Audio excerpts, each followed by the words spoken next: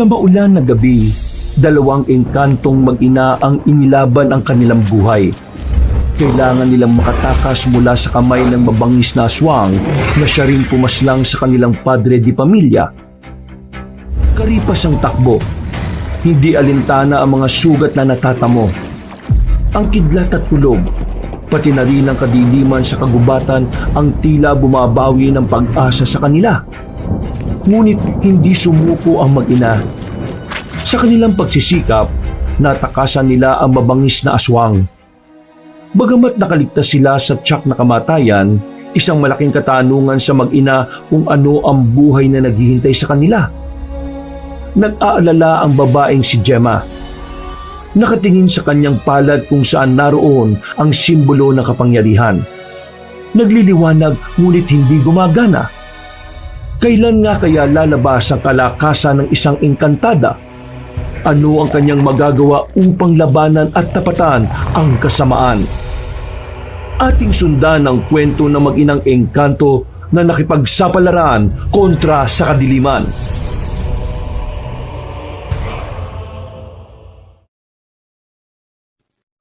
Malakas ang ulan at sinasabayan pa ito ng malalakas na kidlat. Pero walang pakialam ang mag-inang Gemma at Celia. Para sa kanila, bawat segundo ay mahalaga. Bawat takbang ay siyang magliligtas sa kanila laban sa nilalang na humahabol sa kanila. Kailangan nilang makawala. Kailangan nilang mabuhay. Hindi sila maaaring mamatay. Dahil ang hustisya na kanilang inaasam ay sa kanila lamang din nakasalalay. Mama, hindi na po ba niya tayo makikita rito? Hindi tayo dapat maging kampante, anak. Mabangis ang nilalang na yon. Kailangan nating maging alerto. Hindi na muna nagsalita ang batang si Celia. Nakikiramdam lang din ito. Maigpit lamang ang pagkakahawak nito sa kamay ng kanyang ina. Habang si Gemma naman, palingon-lingon sa paligid. Nahihirapan itong pakiramdaman ng paligid dahil sa lakas ng ulan. Hindi niya marinig kahit ang mga hakbang lamang ng aswang. Halos 20 minutos rin itong naroon. Nang makasiguro ang babaeng si Gemma, nakaisip na rin siyang lumabas ng kanyang pinagtataguan. Wala ang nilalang na kanilang kinatatakutan. Kaya sinamantala na ng mag-ina ang pagkakataon. Agad silang umalis doon at nakarating sila sa isang baryo. Mama, bakit po ayaw nila tayong pagbuksan ng pinto? Ayaw po ba nila sa atin? Anak, manalig lang tayo. Mamaya, meron ding bahay na magpapatuloy sa atin. Pero mama, nilalamig na po ako eh. Ano po bang pwede nating gawin? Saan po tayo matutulog ngayong gabi? Ang lakas-lakas pa ng ulan. Akong bahala, anak. Gagawa ako ng paraan para makatulog ka ng mahimbing ngayon. Huminga na lamang ng malalim ang babaeng si Gemma. Pero ang totoo, kahit siya ay hindi rin alam kung papaano sila makakapagpahinga sa gabing yon. Wala rin naman kasi silang kakilala sa baryo na yon. Hindi rin naman kasi sila taga roon. Wala silang kahit na anong ideya kung anong klase ng mga tao ang mga naninirahan sa lugar na yon. Gumilid na muna ang mag-ina. Sumilong sila sa isang lumang kubo na katabi lang din ng isang bahay. Nakatayo lamang ang dalawa roon. Hindi alam kung ano ang kanilang gagawin. Mama, kung umuwi na lang kaya tayo sa atin. Wala naman na yata po yung aswang eh. Anak, kagaya ng sinasabi ko, hindi tayo dapat maging kampante. Mabangis ang aswang. Kapag bumalik tayo ron, malaki ang tsansa na babalik lang din siya ron. Pero mama, wala po tayong kinabukasan dito. Anak, nakalimutan mo na ba ang ginawa ng aswang sa iyong ama? Hindi ko hahayaang gawin niya rin yun sa isa sa atin. Alam ko na ayaw rin ng papa mo na mangyari yun sa atin. Mama, bakit po ba kasi tayo ginugulo ng aswang? Wala naman po tayong ginagawang masama sa mga aswang ah. Malaki ang papel ng mga kagaya natin sa pagpapalakas ng mga puwersa ng mga nilalang na kagaya rin nila. Kaya naman, gustong-gusto nila tayong makuha. Mama, kung umuwi na lang kaya tayo sa atin. Wala naman na yata po yung aswang eh. Anak, kagaya ng sinasabi ko, hindi tayo dapat maging kampante. Mabangis ang aswang. Kapag bumalik tayo ron, malaki ang tsansa na babalik lang din siya ron. Pero Mama, wala po tayong kinabukasan dito. Anak, nakalimutan mo na ba ang ginawa ng aswang sa iyong ama? Hindi ko hahayaang gawin niya rin yun sa isa sa atin. Alam ko na ayaw rin ng papa mo na mangyari yun sa atin. Mama, bakit po ba kasi tayo ginugulo ng aswang? Wala naman po tayong ginagawang masama sa mga aswang Malaki ang papel ng mga kagaya natin sa pagpapalakas ng mga puwersa ng mga nilalang na kagaya rin nila. Kaya naman, gustong-gusto nila tayong makuha. Si Papa, pinatay nila. Kung kailangan nila si Papa, di sana di na lang nila pinatay. Dahil alam nilang lalaban ang papa mo. Alam nilang hindi magpapagamit ang papa mo. Kaya naman, wala silang ibang magagawa kundi unahan siya para wala na rin magpoprotekta sa ating dalawa. Gustong-gusto ko na po ulit makita si Papa. Sana hindi na lang siya nawala. Niyakap na lamang ng babae ang kanyang anak. Sumiksik sila sa gilid. Niyakap ni Gemma ang kanyang anak para kahit na papaano ay mabawasan ng lamig na nararamdaman ito. Sa kakahintay na tumila ang ulan, nakatulog na sila sa sulok. Hindi na nila alintana ang malakas na hangin. Maya-maya pa, naimulat ni Gemma ang kanyang mga mata nang may matapat na ilaw sa kinalalagyan nila. Nang maaninagan niya, isang binata ang nakita niyang may hawak ng ilaw. Lumapit ito sa kanila sa pag-aalala na baka kung anong nangyari sa kanilang mag-ina. Ayos lang ba kayo? Bakit po kayo nandito sa ganitong kalakas na ulan? Napatayo si Gemma, habang ang kanyang anak naman ay nanatiling tulog habang nakasandal sa dingding ng kubo. Wala kaming ginagawang masama. Nakikitulog lang kami sa kubong ito. Malakas kasi ang ulan. Wala kaming mapuntahan. Huwag mo kaming sasaktan. Hindi naman ako mananakit. Nadaanan ko lang kasi kayo. Akala ko kung anong nangyari sa inyong dalawa eh. Teka, anak mo ba siya? Oo, anak ko nga siya. Bakit kayo nagpapaulan? Tagasan ba kayo? Sandaling hindi nakapagsalita ang babaeng si Gemma. Tila nagdalawang isip ito kung tama bang ipaalam sa binata ang tungkol sa kanilang pagtakas. Kalaunan, naisipan na lamang niyang hindi na lang din ito sabihin. Pinalayas kami sa amin. Ganun ba? Pwede bang tulungan mo kami? Pwede bang makitulog kami? Kawawa naman ang anak ko eh. Kanina pa siya nilalamig. Hindi ko na alam kung anong gagawin ko. Halos lahat ng nilalapitan namin dito. Hindi naman kami pinagbubuksan. Pero kasi hindi ko naman bahay ang tinitiran ko eh. Bahay yun ng lolo ko. Hindi ako... Sige na, kahit na isang gabi lang, nagmamakaawa ko sa'yo. Baka kasi mamatay ang anak ko kapag hanggang mamaya siya makakaramdam ng matinding lamig. Pakiusap, gagawin ko ang lahat para masuklian ko ang kabaitan mo. Diyos ko, mayayari ako nito kay lolo eh. Sige na, alam kong mabuti kang tao, nararamdaman ko yun. Kaya sana, pagbigyan mo na ako. Kahit yung anak ko na lang, kahit na hindi na ako kasama. Sige na nga, sumama na kayo sa akin. Pero kung sakaling tumanggi yung lolo ko, wala na akong magagawa ha. Maraming salamat. Binuhat na ni Gemma ang kanyang anak at sumunod na rin sila sa lalaki. Habang naglalakad sila ay hindi na napigilan ng babae na itanong kung ano ang pangalan ng sinusundan nila. Hindi ko alam na meron pa palang mga tao na mabubuti kagaya mo. Pero ano bang pangalan mo? Kilala ko dito sa amin bilang Bruno. Kayo? Ako si Gemma at itong aking anak, siya si Celia. Hindi naman sa nanghihimasok ako ha. Nasaan ba ang asawa mo? At pinabayaan lang kayong ng ganito? Wala na ang asawa ko. Patay na siya. Pasensya na. Hindi ko naman alam eh. Ayos lang. Ako nga ang dapat na humingi ng pasensya kasi nakakaabala kami sa'yo. Yun na yung bahay namin oh. Hintayin niyo muna ako dito sa labas ha. Tapos kakausapin ko lang muna yung lolo ko kung papayag siya. Paglapit nila roon, naabutan agad nila ang matandang lalaki na si Mang Pidring. Basang-basa na rin ito ng ulan dahil sa pag-aayos nito ng lubid na itinali sa bubungan nila. Nang makita sila nito, ay agad naman itong tumigil sa ginagawa. Sumilong sila Gemma sa gilid at nilapitan naman ni Bruno ang lolo niya. Medyo may kalayuan ng distansya ni Bruno sa mag-ina kaya hindi sila maririnig ng mag-ina. Ang bihira ka. Nag-uwi ka ng babae rito. Hindi lang babae. May kasama pang bata. Umamin ka nga sa akin. May pamilya ka na ba pero nilihim mo lang sa akin? Para naman tong siraulo si Lolo. Ano sinabi mo? Lo, hindi ko asawa yung babaeng yan. Mas lalong hindi ko rin naman anak yung kasama niya. Kung gano'n sino naman yan? Hindi ko rin sila kilala eh. Si Raulo. Hindi mo kilala pero dinala mo rito. Nakakalimutan mo na ba kung ano ang trabaho ko, ha, Bruno? Hindi. Hindi ko nga sila dinala rito dahil sa trabaho mo, Lo. Ha? Nilalagnat na kasi yung bata dahil ilang oras na raw silang nasa ulanan. Baka pwedeng tulungan mo sila. Ano bang nangyari sa mga yan? Saan mo napulot yan? Nadaan ako kanina sa lumang kubo ni Catering. Kinuha ko na sila. Nakakaawa eh. At saka kawawa yan. Lalo kung si Catering pa yung makakakita sa kanila. Ang sabi kasi nung babae, pinalayas daw sila.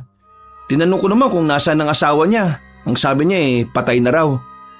Broda, alam mo naman na hindi rin naman tayo mayaman, hindi ba? Pero hindi rin naman tayo said na said. Pwede naman siguro natin silang tulungan. Kahit patulugin na lang natin sila rito ngayong gabi. Bruno, Lo, kakayanin niyo bang tingnan yung batang yan? Nasa ulanan natutulog? Pambihira naman buhay na ito. Bakit parang kasalanan ko pa? Hindi ko naman sinasabing kasalanan nyo. Ang sinasabi ko lang naman, meron tayong magagawa para makatulong. Nakakakonsensya naman kung sa atin sila dinala ng Diyos, tapos wala man lang tayong ginawa, hindi ba? Huminga ng malalim ang matandang si Pedring. Sandali pa itong napatingin sa kinaroroonan ng babae at bata. Napailing ito sandali at bumakas sa mukha nito ang awa. Sige na. Patutulugin natin sila dito. Pero ngayong gabi lang, ha? At ikaw ang mag-aasikaso sa kanila dahil alam mo namang abala rin ako. At kung sakaling may mawala sa mga gamit ko, ikaw lang ang sisisihin ko. Sige, Lo. Ako na pong bahala sa kanila. Sinenyasan na ni Bruno ang mag-ina para pumasok. Napangiti naman ng babaeng si Gemma. Para sa kanya, hulog talaga ng langit ang binatang si Bruno. Binigyan sila ng maglolo ng maayos na damit. Ipinagtimpla rin sila ng mainit na gatas. Ipinagluto na rin ng mainit na sabaw. Kahit na papaano, nawala na rin ang panlalamig ng katawan nila. Bumaba na rin ang lagnat ng batang si Celia nang painumin ito ni Mang Pedring ng halamang gamot. Maraming salamat po talaga sa pagpapatuloy ninyo. Kung hindi po dahil sa inyo, baka sa labas na kami inabutan. Iha, pwede mo bang i-detalya sa akin kung ano ba talaga nangyari sa inyo? Lo, sensitibo yung tinatanong mo eh. Wag na lang pala. Pero, Iha, ngayon pa lang ha, sinasabi ko na sa'yo na hindi ka pwede magtagal rito. Alam mo naman, di ba? Lalaki kami. Babae kayo ng anak ninyo. Hindi naman kami masasamang tao pero pangit kasing tingnan na hindi naman namin kayo kadugo pero kasama namin kayo sa iisang bahay. Hanggang ngayon lang kayo rito, ha? Pasensya na. Opo, hindi po kami rito magtatagal. Bukas ng umaga aalis din kami agad. Kailangan lang po talaga naming makapagpahinga, lalong-lalo na ang anak ko. Bumuntong hininga na lamang ang babae. Nagkatinginan naman ang maglolo. Mga ilang sandali lang, pinatulog na rin ni Gemma ang kanyang anak. Nakahinga na rin siya ng maluwag dahil wala ng lagnat ang kanyang anak. Maya-maya pa, naisipan niyang lumabas. Nasa bakuran kasi ang maglolo. Nakasilong sa saktuhang laki ng kubo. Sinamantala niya ang pagkakataon. Habang hindi siya nakikita na maglolo, ibinukan niya ang palad niya. Biglang umilaw doon ang marka. Isang simbolo ng buwan. Ang simbolo o tatak ng kanilang lahi.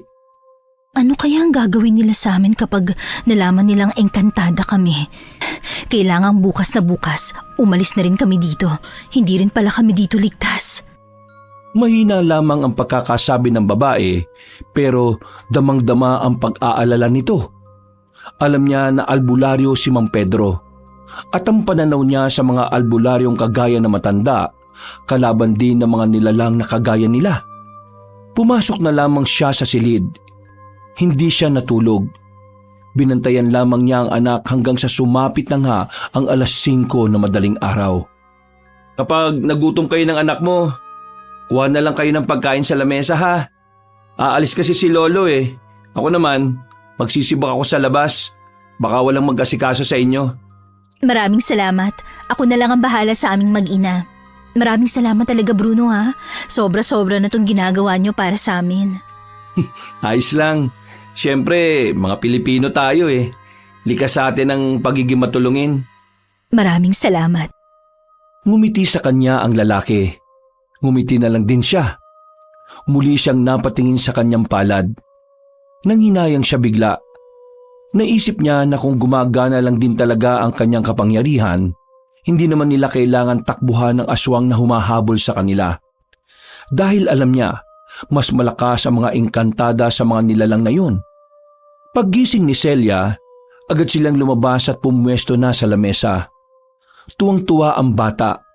Magana itong kumain. Mama, ang sarap-sarap naman ito.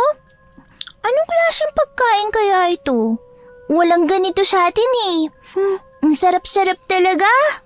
Celia, hinaan mong boses mo. Hindi nila pwedeng malaman kung ano tayo. Maliwanag ba? Bakit naman po hindi? Hindi naman po tayo masama eh. Makinig ka na lang sa akin, ha? Mama, ang sarap talaga nito. Kumain ka na rin. Sinabayan na lamang ni Gemma ang kanyang anak. Matapos yun, inilagay na rin ni Gemma ang mga plato sa lababo. Gusto niya sanang hugasan ng mga yon, pero hindi niya naman alam kung papaano. Wala naman kasing ganoon sa pinanggalingan nila. Hindi sila naguhugas. Hindi rin naman sila kumikilos. Dahil sa mundo nila, sila ang pinagsisilbihan. Makalipas ang ilang oras, nakabalik na rin si Bruno galing sa kabilang bahay. Daladala na nito ang mga sinibak na kahoy. Noong mga sandaling yon, ambon-ambon na lamang ang panahon. Bruno? Nasaan ang lolo mo? Gusto sana naming magpaalam ng anak ko bago kami umalis. Hintayin nyo na lang. Pabalik na rin yon. Bumili lang kasi ng panghanda. Panghanda? Oo, panghanda. Kaarawan kasi ni Lolo ngayon eh. Kaarawan? Kapanganakan niya? Oo. Ngayon lang kasi siya maghahanda. Kaya yun, bumili talaga siya ng mga lulutuin mamaya. Kuya, ano pong pangalan nyo? Ako? Bruno ang pangalan ko. Ikaw si Celia, di ba? Paano nyo po nalaman ang pangalan ko? Sinabi sa akin ng mama mo. At ang pangalan niya at ang pangalan mo. Kuya Bruno, magandang lalaki po kayo. Oh, Gemma, marunong din pala mambola itong anak mo, ha? Anong mambola? Mambola. Ibig sabihin, yung sasabihan mo ng magandang bagay o salita ang isang tao kahit na hindi naman totoo. Paniniwalain mo siyang gwapo siya kahit na hindi naman talaga. Magandang lalaki ka naman po talaga eh. Di po ba, Mama? Hindi agad nakapagsalita ang babae. Tila nakaramdam ito ng hiya sa sinabi ng bata. Pero kalaunan ay sumang-ayon na lamang si Gemma kay Celia. Natawa na lamang din sa kanila ang lalaking si Bruno. Maya-maya pa, pumasok na lang sila sa bahay. Mga dakong 10:00, dumating na ang matandang lalaki na si Pedring. Dala-dala nito ang pinamili. Nagtaka pa ito nang maabutan pa rin ng mag-ina sa loob ng bahay. Mang Pedring, hinintay ka lang talaga namin na makabalik. Magpapaalam lang po sana kami sa inyo. Saan na kayo niyan? Hindi ko rin po alam eh, pero bahala na siguro ang tadhana sa amin. Mama, hindi po ba talaga tayo pwedeng dito na lang sa bahay nila? Ayoko na pong maulanan ulit sa labas eh. At saka isa pa, baka habulin tayo ulit ng... Anak, hindi pwede. Kasi kagaya ng sinabi ni Mang Pedring, hindi magandang nagsasama ang mga lalaki at mga babae kung hindi naman sila magkakadugo. Pero wala naman sigurong masama. Lalo na nangangailangan kayong dalawa. Lo, anong sinasabi mo? Total, kaarawan ko naman ngayon. di ipagpaliban na muna natin ang pag-alis nilang dalawa. Mas maganda kung marami tayo sa birthday ko, di ba? Sinasabi niyo po bang dito na muna kami sa inyo? Oo, ganun na nga. Bakit po biglang nagbagong isip niyo? Naawa ko sa inyo. Isa pa, gusto ko rin na bukod sa aming dalawa ng apo ko may kasama akong magdiriwang ng kaarawan ko. Marami po ulit salamat, Mang Pedring. Nakakakain ulit ako ng masarap na pagkain! Matapos ang usapan na iyon ay kaagad na rin silang naghanda. Nagluto agad ang maglolo. Habang ang mag-ina naman ay nasa loob lang ng bahay. Walang maitulong si Gemma. Hindi siya marunong maghiwa. Hindi rin siya marunong maghimay ng gulay. Kahit na anong gawaing bahay na pangkaraniwan lang naman ay hindi niya pa rin kayang gawin. Nagtataka nga ang maglolo kung bakit. Unang pumasok sa isipan nila, nabibilang sa mayamang angka ng mag-ina. Pero wala silang kaalam-alam na si Gemma at Celia pala ay nabibilang sa isang angkan ng mga engkanto. Ayos na siguro yan. Masarap naman na. Elo, bakit ba tayo nagluto ng biko? Hindi naman araw ng patay ngayon Kaarawan mo to Pakailamero talaga to. Bakit ba? Ako naman ang may birthday. Ako ang masusunod, di ba? Mang Pedring, ilang taon na po kayo? Bakit mo naman tinatanong?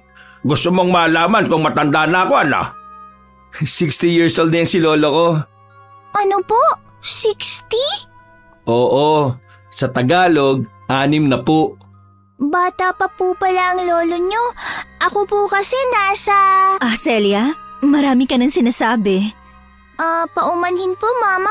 Natutuwa lang po kasi ako. Nung pong sa atin kasi, wala po akong makausap na iba kundi kayo lang. Ganito po pala rito? Maraming tao? Saan ka ba nakatira? Sa ibang planeta? Ito talagang batang ito. Nakakatuwang anak mo, Gemma, no? Pasensya na po talaga. Hindi na po kasi talaga mapigilan ang bibig niya kapag nagsalita na siya. Wala namang problema. Mas maganda nga sa batang nagsasalita kaysa sa hindi naman umiimik.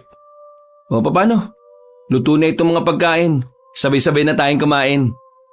Sabay-sabay nilang pinagsaluhan ng handa sa kaarawan ni Mang Pedring. Kahit na papaano ay naging kakaiba ang pagdiriwang nila. Ito lang kasi ang unang pagkakataon na meron silang nakasamang iba sa espesyal na araw na yon. Matapos ang masayang sandaling yon, hindi rin inakala ni Gemma na magiging parte na rin pala ng kanilang buhay ang maglolo. Dahil mula noon, hindi na sila pinaalis ni Mang Pedring. Naawa kasi ang matanda sa batang si Celia. At para hindi mag-isip ng kung ano-ano ang ibang tao sa kanilang baryo, pinalabas na lamang nila na apo na rin ni Mang Pedring ang mag-ina. Mabilis na lumipas sa mga araw. Unti-unti nang nasasanay si Gemma at Celia sa sistema ng mga tao. Pakiramdam na nga rin nila ay normal na tao na lamang sila. Isang araw, Gemma, mamaya nga pala isasama namin kayo ha. Sa kabilang baryo, kasi pista. Naisip ko lang naman na maganda rin kung makakalabas kayo ng bahay. Para naman hindi kayo nabuburyong dito. Maraming salamat po pero baka makaabala lang po kami sa magiging kasiyahan nyo dahil kailangan nyo pa kaming intindihin mag-ina. Ay nako, hindi naman. Mula nang maging parte na kayo ng pamilya, kahit na kailan ay hindi naman kayo naging abala.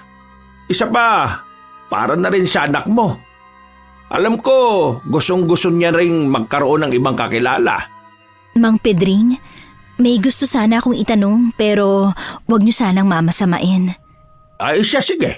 Itanong mo lang. Makikinig naman ako. Bakit po ba ang bait-bait nyo sa amin ng anak ko? Nakilala nyo na po ba kami noon? Ngayon ko nga lang kayo nakilala. Pero kahit ako, hindi ko rin alam kung bakit ganito ang trato ko sa inyo Siguro dahil namimiss ko yung anak kong babae. Ganito rin kasi ang samahan namin noon. Hindi kami masyadong nag-uusap pero wala naman kaming problema sa isa't isa. May anak po pala kayong babae. Nasaan po siya? Nasa ibang bansa. Matagal pa uwi nun. Siya ang ina ni Bruno. Kaya po pala. Ay, paano? Mamayang hapon aalis tayo ha. May mga pinamili naman tayong damit dyan. Suotin nyo yung pinakamaganda. Lo, pwede ba kitang makausap muna sandali sa labas? Ay bakit sa labas pa? Hindi ba pwedeng dito na lang? Mahalaga po ito eh. O Gemma, sandali lang ha.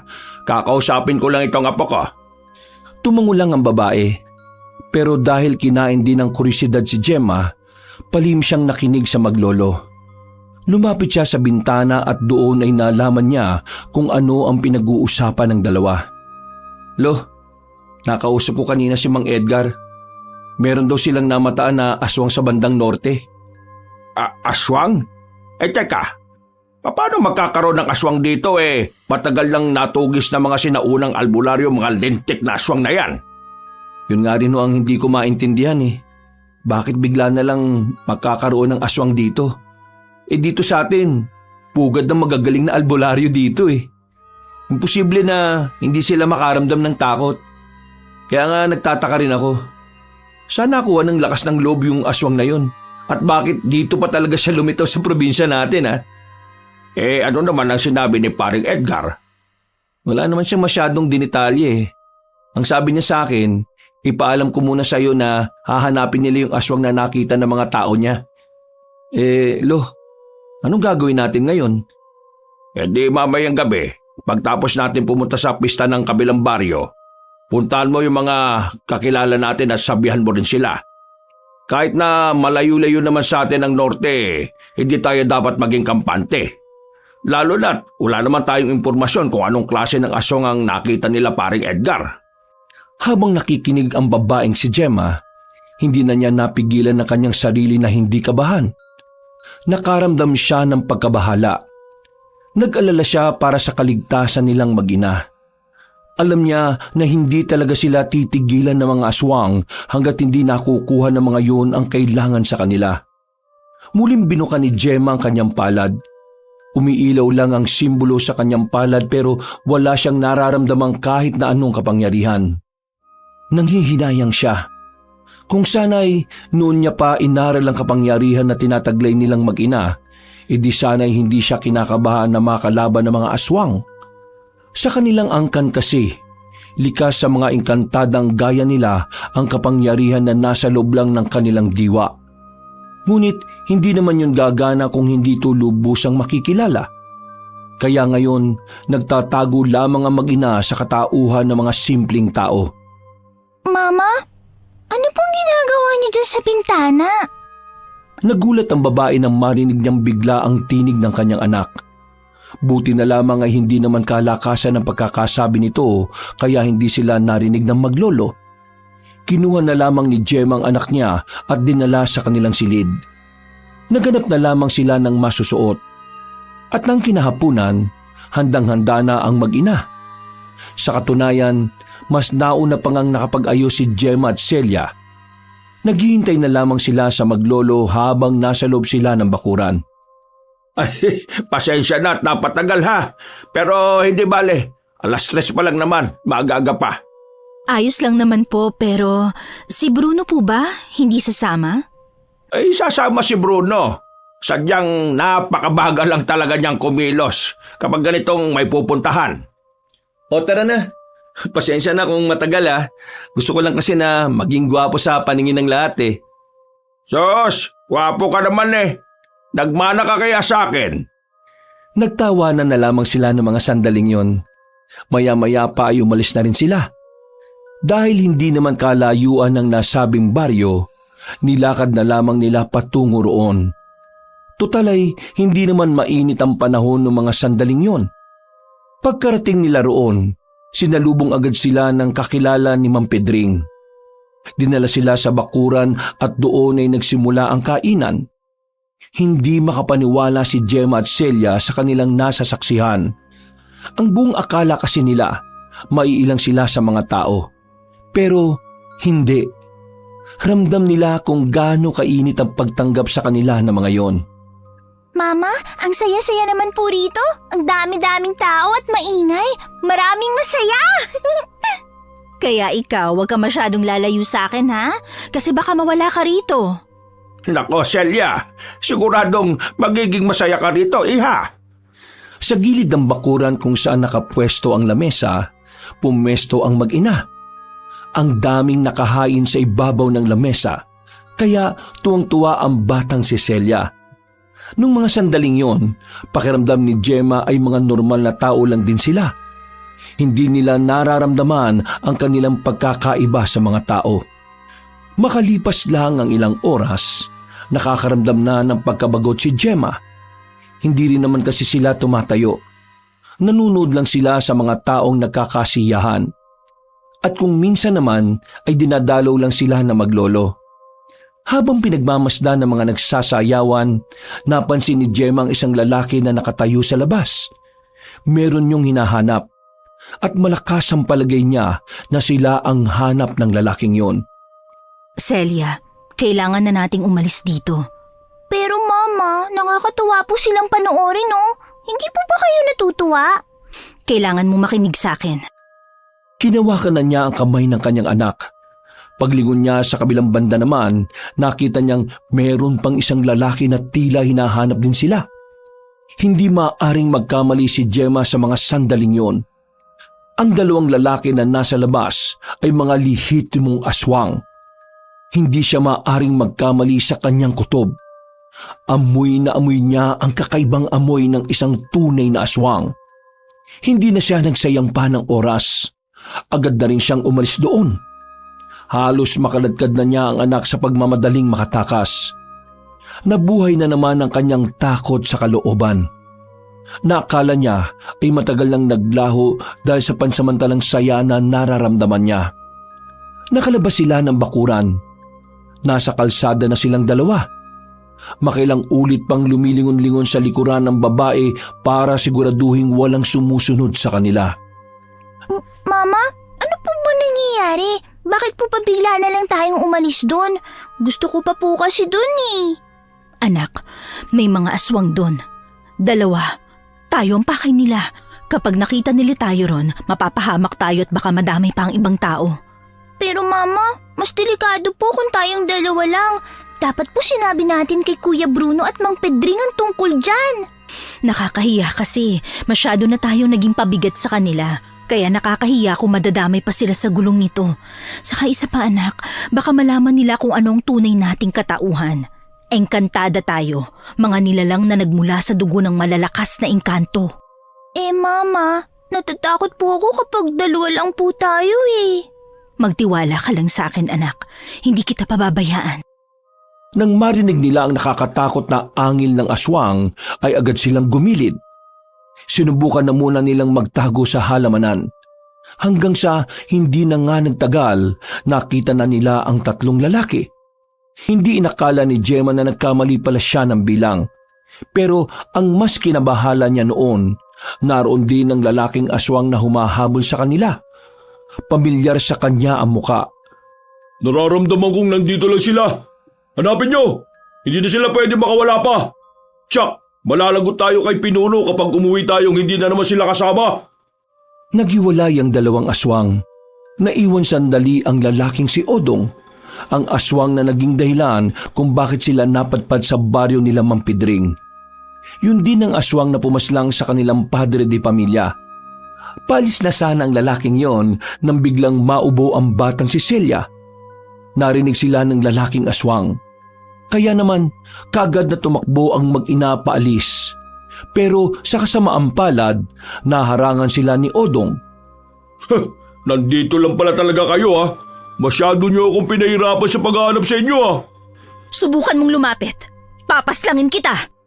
At ano magagawa ng isang mababang engkantada na kagaya mo? Wala! Kaya ngayon, kailangan mo na lang tanggapin na makukuha ko na rin kayo. Halina kayo! Sumama kayo sa akin! Sumama kayo na mapayapa para wala na rin masaktan. Hindi kami sasama sa kagaya mong kampo ng kasamaan. Ay! Hindi lang kami mga asong ang kampo ng kasamaan sa mundong ito, no? Marami pa. Kabilang na rin kayo mga engkanto. Kaya huwag kang magmalinis dyan. Tara na, sumama na kayo sa akin. Ipapangako ko na walang mangyayaring masama sa anak mo kapag sumama kayo na maayos. Hindi mo ako malilinlang. Alam ko na kapag sumama kami sa inyo, gagawin nyo lang kaming alay para buhayin ng Panginoon nyo. Mama, natatakot na po ako. Baka kung anong gawin niya sa atin. Huwag ka mag-alala anak, akong bahala. Hindi ko hahayaang makadampi ang kahit daliri niya sa atin. Dahil masyado kang nagmamatigas, wala na akong ibang magagawa. Kailangan ko na kayong ida sa persahan. Tingnan lang natin. Biglang nagbago ng anyo ang lalaking si Odong. Naging itsurang aswang na ito. Takot na takot ang batang si Celia. Nanginginig na ang mga kamay nito. Nang akmang lalapit na ang aswang sa kanila, naramdaman na lamang ni Gemma ang kakaibang init na nagmumula sa kanyang palad. Pagbuka niya ng palad niya, tila nagbabaga ang simbolo ng buwan sa kanyang balat. Nag-uumapaw na enerhiya ang tila bigla na lamang dumaloy sa kanyang buong katawan. Hindi ko hahayaan na masaktan mo kami! Itinapat ni Gemma ang palad niya sa papalapit na aswang. Sa hindi malamang dahilan, naglabas ng malakas na hangin ng palad ng babae na siyang nakapagpataboy sa lalaking aswang. Nilipad ito palayo. Tumama pa ang likod nito sa puno. Sa lakas ng pagkakatama ay sumuka na ito ng dugo. Walang yakang ikantada ka. May tinatago ka ba ng ganyang kapangyarihan? Pwes, mas lalo akong ginanaan na makakuha ka. Lumusob sa kanila ang aswang, pero sa pagkakataong ito ay hindi na nagamit pa ni Gemma ang kapangyarihan niya. Buong akala niya ay masasaktan na sila ni Odong, pero laking gulat na mag-ina nang biglang lumitaw sa harapan nila ang lalaking si Bruno. May hawak niya itong itak. Tinaga ni Bruno ang aswang at tinamaan naman yun sa muka. Nadaplisan lang yun pero sapat na ang ginawa ni Bruno para maalarma si Odong. At talagang may umepal na naman ha? Sino ka naman? Ako ang nagpoprotekta sa maginang to. Kaya ikaw, humanda ka. Lumayas ka tao! Problema ito ng dalawang magkaibang nilalang. Wala akong pakialam no. Ang misyon namin bilang mga manunugis at albularyo, patayin ang lahat ng nilalang na makakaapekto sa pamumuhay namin mga tao. Eh di, kung yan ang gusto mo, ibibigay ko sa iyo kamatayan na gusto mo. Muling umatake ang aswang na si Odong. Mabilis ito. Masyado itong maliksi kaya hindi agad matamaan ni Bruno ng mga sandaling yon. Sa gilid lang kayo, Gemma! Dali! Sumunod naman ang mag-ina. Maya-maya pa, tinamaan na rin ni Odong sa braso ang lalaking si Bruno. Pero hindi yun ininda ni Bruno. Tila wala lang itong naramdaman. Agad pa rin itong nakipagsabayan sa aswang. Sa nakikita ni Gemma, halatang-halata kung gaano kasanay si Bruno sa mga ganoong klase ng sitwasyon. Namamangha siya, pero sa kabilang banda, nababahala na rin siya. Palagay niya kasi alam na ng binata ang katauhan nilang mag-ina. Hanggang dyan lang ba ang kaya mong gawin? Hindi ako nasasayaan, no? Nasaan ang mga mas mataas sa'yo? Sila ang gusto ko makaharap. Masyado kang hambog. Wala ka pa nga napapatunayan sa akin. Ganyan ka na kaagad maghangad. Kung gusto mong mamatay, ibibigay ko naman sa iyo yun eh. Hindi mo na kailangang istorbohin pa yung amo ko. Huwag nang maraming satsat! Si Bruno naman ang nagtangkang lumusob ng mga sandaling yon. Tinaga niya si Odong. Hindi niya ito tinamaan. Paglingon ni Bruno sa gilid ay naroon na pala ang aswang. Nakakalmot siya nito sa balikat. Pero hindi niya pa rin yon pinansin. Sa halip, mas lalong ginanahan si Bruno. Lalo na nang marinig niya ang tinig ng batang si Celia. Kuya Bruno! Kayang-kaya mo po yan! Napangiti si Bruno. Nang umatake sa kanya si Odong, nailagan na niya yun. Siya naman ang nakatama. Pero sa pagkakataong ito ay tila napuruhan na niya ang aswang. Tinamaan niya kasi yun sa tagiliran. Tagas agad ang dugo mula roon. Dahilan para mapadistansya na muna ang nilalang. Oh, ano? Bakit ka lumayo? Natatakot ka na bang mamatay? Wisit kang pakilabero ka. Umalis ka na kasi dyan. Dahil kailangan ko ang dalawang yan. Kung gusto mong makuha sila, kailangan mo muna akong patayin. Ang kaso nga lang mukhang hindi mo na ako kakayanin Kaya ikaw na lang ang buburahin ko sa mundong ito. Hindi ba tayo tapos, pakilabero? Sa pagbabalik ko, ihanda mo sarili mo dahil yun ang huling sandali mo sa mundong ito. Hindi na pumalagpa ang lalaking si Odong. Tumalo na lamang ito sa puno. Hinayaan na lamang din ni Bruno ang aswang na makatakas. Mas mahalaga para sa kanya na asikasuhin ang mag-ina. Ano? Ayos lang ba kayong dalawa? Hindi ba kayo nasaktan? Hindi naman, ayos lang kami. Babalikan natin si Lolo. Uuwi na muna tayo. Hindi na tayo ligtas dahil sa nangyari. Bruno, Bakit? nakita mo ba ang ginawa ko? Oo, nakita ko. Kung ganon, Sa bahay mo na lang ipaliwanag ang lahat. Nauna nang naglakad ang lalaking si Bruno. Binalikan niya ang matanda. Nung mga sandaling yun ay nakainom na rin si Mang Pedring. Inakay nila yon paalis. Mabuti na lamang ay may napadaan na kakilala nilang nakatricycle. Naisakay sila at naihatid sa kanilang bahay. Pag-uwi, bulagta agad ang matandang si Pedring. Nakatulog ito agad sa sobrang kalasingan. Celia anak, pumasok ka na muna sa loob. Mag-uusap lang kami ni Bruno. Tumangulang ang bata at agad na ring naglakad papasok. Habang naglilinis ng sugat si Bruno, sinimulan na nila ang usapan. Nagulat ako nung makita ko yung ginawa mo kanina. Pero inaamin ko na nung una pa lang nag-iisip na ako na baka hindi kayo normal na tao. Pero hindi ko naman inisip na aswang kayo. Sadyang nagtataka lang ako kung bakit ang dami niyong hindi alam sa buhay kahit na mga simpleng bagay lang. Gemma, paliwanag mo nga sa akin, ano ba talaga kayo ni Celia? At bakit kayo gustong paslangin ng aswang na yon? Hindi nila kami gustong paslangin. Gusto nila kaming kunin para gawing kasangkapan sa pagpapalakas ng lahi nila. Kami ay mga engkantada, mga matataas na uri ng engkanto. Naninirahan lang kami nun sa Biringan, pero pinalayas kami ron dahil sa kasalanan ng angka namin. Nang mapalayas kami sa lupang sinilangan namin, sinubukan naming mamuhay ng normal dito sa lupa. Ang kaso nga lang, nadiskubre ng mga aswang na ang dugo namin ang kailangan nila para lumakas sila. Pinatay nila ang asawa ko dahil alam nilang ang asawa ko magiging hadlang sa kanila. At isa pa, hindi namin katulad ang asawa ko. Ang dugo niya ay pangkaraniwan lang. Nung gabing nakita mo kaming basang-basa sa ulan, yun yung gabi na nakatakas kami sa kanya. Yung nakita mo namang kapangyarihang nagawa ko, normal sa aming mga engkantada yon. Ang kaso nga lang, hindi ko yun magamit ng maayos. Kasi nung nasa Biringan pa ako, mas pinili kong hindi aralin kung paano lilinangin ang kapangyarihan na tinataglay namin. Pati tong si Celia, hindi ko rin siya naturuan dahil wala naman din akong alam. Ganon. Bakit hindi mo agad sinabi sa amin ni Lolo ang tunay niyong katauhan? Natakot kasi ako.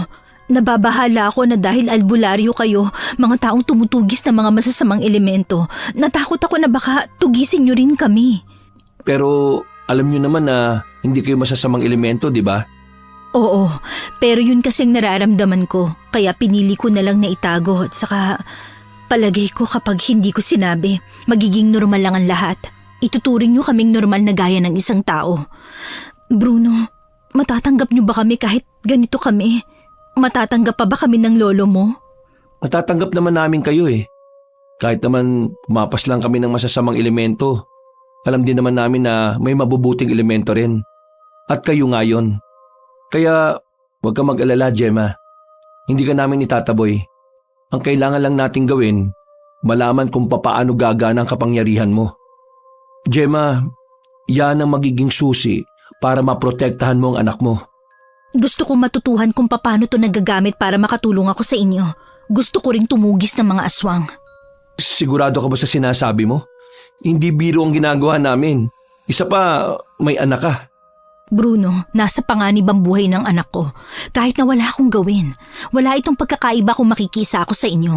Kaya kapag nagising na si Mang Pedring, gusto kong ikaw na lang sanang magpaliwanag ng lahat. Hindi ko kasi kayang humarap sa kanya. Madaling araw na nang magising ang matandang si Pedring. Agad din namang sinabi ni Bruno ang lahat ng mga sinabi ni Gemma. Hindi makapaniwalang matandang albularyo. Buong akala niya kasi ay normal na tao lamang ang mag-ina. Pero kahit na ganoon, tila hindi pa rin naman nagbago ang tingin nito kay Gemma at Celia. Gemma, hindi naman nagbago ang tingin ko sa iyo at sa anak mo. Pero ang gusto ko lang, tulungan mo kami sa pagtugi sa mga aswang na yon. Ngayong tuluyan na silang nakarating sa probinsya natin, nakakasiguro ko na makakatulong ka sa amin. Pero, Lo, hindi ba parang delikado para sa kanilang sinasabi nyo? Kesa naman mapahamak sila ng walang kalaban-laban, mas maganda nang matuto silang lumaban sa mga aswang. Tandaan ninyo, malalakas ang kalaban. Kung yung unang aswang lang na nakalaban mo kanina malakas na, paano pa kaya yung tinatawag nilang amo? Kailangan natin ng kahit na anong lakas. Huwag po kayong mag-alala, Mang Pedring. Buong-buo na po ang loob ko. Handa na po akong gawin ang makakaya ko para makatulong sa pagpuksa sa mga aswang na yon. Para na rin po to sa kinabukasan ng anak ko. Kung ganun wala na pala akong dapat na ipag-alala. Ang kailangan na lang natin gawin ngayon ay alamin kung paano natin mapapagana ang kapangyarihan mo. Sa ngayon, hindi ko rin talaga alam. Bigla-biglaan lang siyang lumalabas Hindi ko siya kayang kontrolin. Sige, pag-aaralan ko yan. Sa ngayon magpahinga na muna kayo mag-ina. Akong bahala sa inyong dalawa. Bruno, bantayan mo na muna sila rito ha. Saan na naman kayo pupunta kaaga-aga? Maghanap ako ng mga libro o impormasyon na makakatulong sa atin para linlangin ang kapangyarihan niya. Umalis sa matanda nung umagang yon kahit na hindi pa nakakaligo at meron pang hangover. Sila lamang ang naiwan sa bahay ng mga sandaling yon. Dahil sa pagkabahala na baka masundan sila ng mga aswang sa bahay, naglagay na lamang si Bruno ng mga pangontra sa palibot. Mabilis na lumhimpas sa mga sandali. Sumapit na rin ang 12:00 ng tanghali. Sabay-sabay na rin silang kumain. Hindi pa rin nakakabalik ang matandang lalaki. Habang nasa bakuran si Gemma sa kasagsagan ng kanilang pagwawalis, nakarinig sila ni Bruno ng kalabog sa loob ng bahay. Nagkatinginan pa sila sandali. Ako na titingin. Hindi, ako na. Ako na lang. Nagpresinta na ang lalaki. Pagpasok nito sa bahay, nagulat si Gemma nang paulit-ulit siyang tawagin ni Bruno. Agad naman pumasok ng bahay ang dalaga at pagpasok niya sa loob, nakita niya ang kanyang anak na nakahiga na sa sahig at wala ng malay. Diyos ko, ano nangyari sa kanya? Hindi normal ang init ng katawan niya, Gemma. Mataas ang lagnat niya. Celia! Hinawakan ng babae ang kamay ni Celia. Tiningnan nito ang palad nito. Nakita nilang may umiilaw na marka doon. Isang simbolo na hugis buwan. Anong ibig sabihin yan? Nangyari na to sa akin nung bata pa ako. Ito ang unang pagkakataon na lumitaw na ang marka niya. Ibig sabihin, pati si Celia magkakaroon na rin ng kapangyarihan? Oo, lalabas na ang kapangyarihan niya. Pero hindi ko alam kung kailan at kung paano. Natigil sa pagsasalita ang babaeng si Gemma nang biglang magkaroon ng malay ang bata. Tumingin ito sa kanya, pero napansin pareho ni Gemma at Bruno na kulay asul ang mga mata ng bata. Anak, anong nararamdaman mo? May masakit ba sa'yo? Mama, masakit po ang buong katawan ko. Ano po nangyari sa akin? Mainit po ang katawan ko. Wala si Lolo ngayon.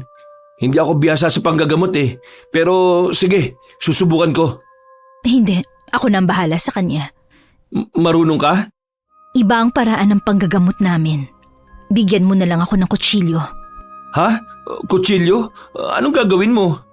Itinuro sa akin ng aking ama na kapag sa unang araw na maramdaman ni Celia ang ganitong kalagayan, kailangan niyang masugatan para mabawasan ang enerhiya niya na nag-uumapaw sa katawan niya. Hindi ba siya mapapahamak niyan? Hindi, alam ko to. Sinunod na lamang ni Bruno ang sinasabi ng babae. Kinuha niya ang kutsilyo at agad din namang iyong binigay sa babae. Kinuha naman ni Gemma ang kaliwang kamay ng bata. Marahan niyang sinugatan ng maliit si Celia sa palad. Piniga niya ito para mas madaling makalabas ang dugo. Habang ginagawa niya yon, kitang-kita ng dalawang mata ni Bruno na tila merong usok na lumalabas sa katawan ni Celia. Ganyan ba talaga kainit ang katawan niya? Umuusok? Nasa loob ang pinakamainit niyang katawan. Mabuti na lang at naagapan ko. Kung hindi, baka hindi kayanin ng katawan niyang kapangyarihan na meron siya. Yun na yun? Wala na ba siyang kailangang inumin na gamot? Wala na. Kinailangan ko lang bawasan ang dugo niya kung saan doon dinadaloy ang kapangyarihan niya. Nakahinga na rin ng maluwag ang babaeng si Gemma. Si Bruno naman ay napasandal na lang din. Aminadong kinabahan dahil yun ang unang pagkakataon na nakakita siya ng ganon. Karaniwang lagnat kasi na ang nakikita niya sa mga ginagamot ng kanyang lolo. Dumaan pa ang ilang oras. Naging maganda na rin naman ang pakiramdam ng bata. Nakakabangon na ulit ito, na parabang wala lang nangyari. Sumapit ang gabi. Hindi pa rin nakakauwi ang matandang albularyo. Nagtataka na rin si Gemma at Bruno kung bakit. Palagi bang ganito ang uwi ng lolo mo nung hindi nyo pa kami nakikilala? Oo, minsan nga hinuhumaga na yan eh. Pero nagpapasabi yun kay Mang Aping na mahuhuli siya ng uwi. Pero anong oras na oh? Di pa dumaraan si Mang Aping. Kakaiba itong gabi na to para sa akin ha. Bruno, hindi naman sa nag-aano ko ha, pero paano kung may nangyari kay Mang Pedring? Yun nga rin ang iniisip ko eh. Hindi ko naman pwedeng sundan si Lolo. Baka naman kung ano mangyari sa inyo. Alam mo naman ang nangyari kahapon, di ba? Kaya hindi kayo pwedeng walang kasama rito. May mga pangontra naman, di ba? Kaya ayos lang siguro kung iiwan mo kami rito. Sundan mo na ang lolo mo para makasiguro tayo na nasa maayos ang kalagayan niya. Hindi. Kailangan kong panindigan ng usapan namin ni Lolo. Ako ang poprotekta sa inyo, lalong-lalo na kapag wala siya. Ha? Ano yun? Nagtaka ang dalawa nang makarinig na naman sila ng nagkalampagang kaldero mula sa loob ng bahay. Nagmamadali silang tumakbo. Dinatnan nila si Celia na nakangiti habang nakatingin ito sa magkabilang kamay. Celia, anong ginawa mo? Bakit nagkalat ang mga kaldero? Mama, ang galing ko! Nagawa kong guluhin yung kaldero kahit na hindi ko hinahawakan! Sandali, sinasabi mo bang napagalaw mo mga kaldero gamit lang ang isip mo? Opo, hindi ko po alam kung paano ko yun nagawa eh. Basta tinitigan ko lang po tapos inisip kong gagalaw sila. Gemma, mukhang lumabas na ang kapangyarihan ng anak mo ah.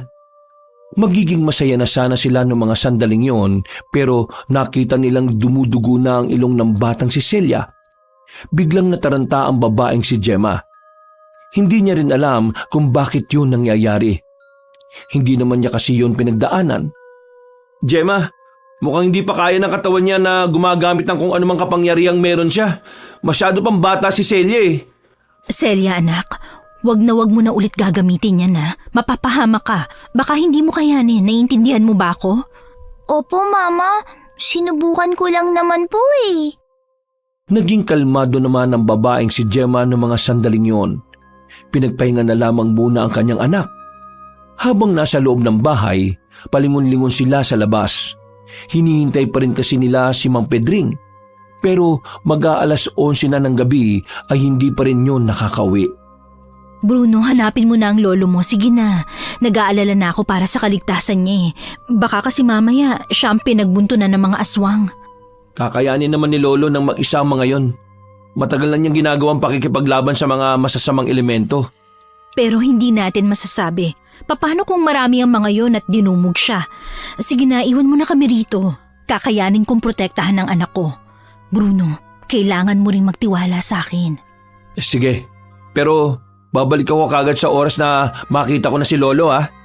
Mag-iingat ka.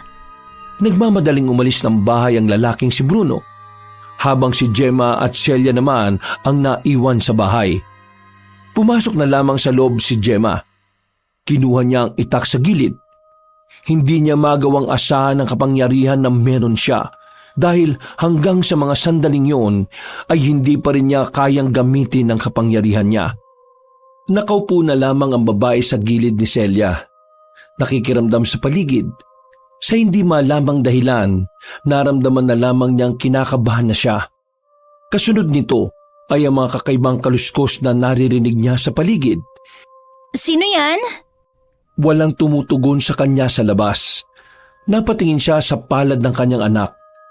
Umiilaw ang simbolo na naroon. Isang indikasyon lamang na sa mga sandaling yon ay merong panganib na nakaamba sa kanila. Napalunok ng laway ang babae. Maigpit ang hawak niya sa itak.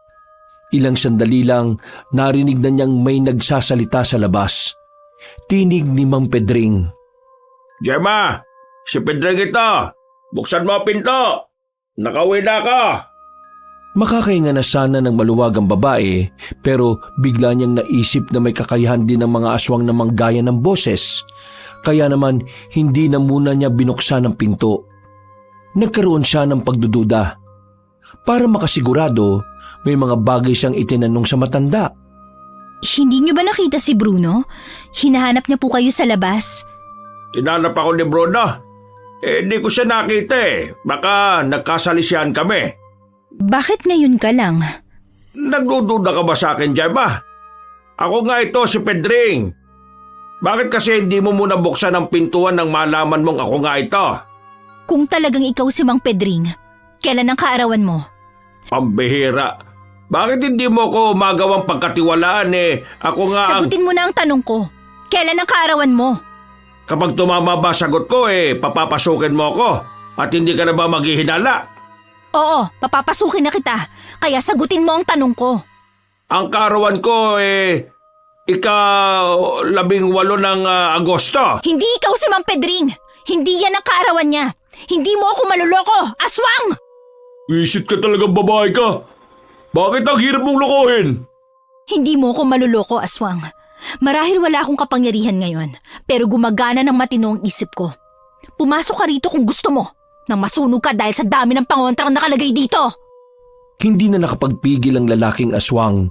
Gigil na gigil nitong pinagsisisipa ang pintuan hanggang sa tuluyan na itong mawasak.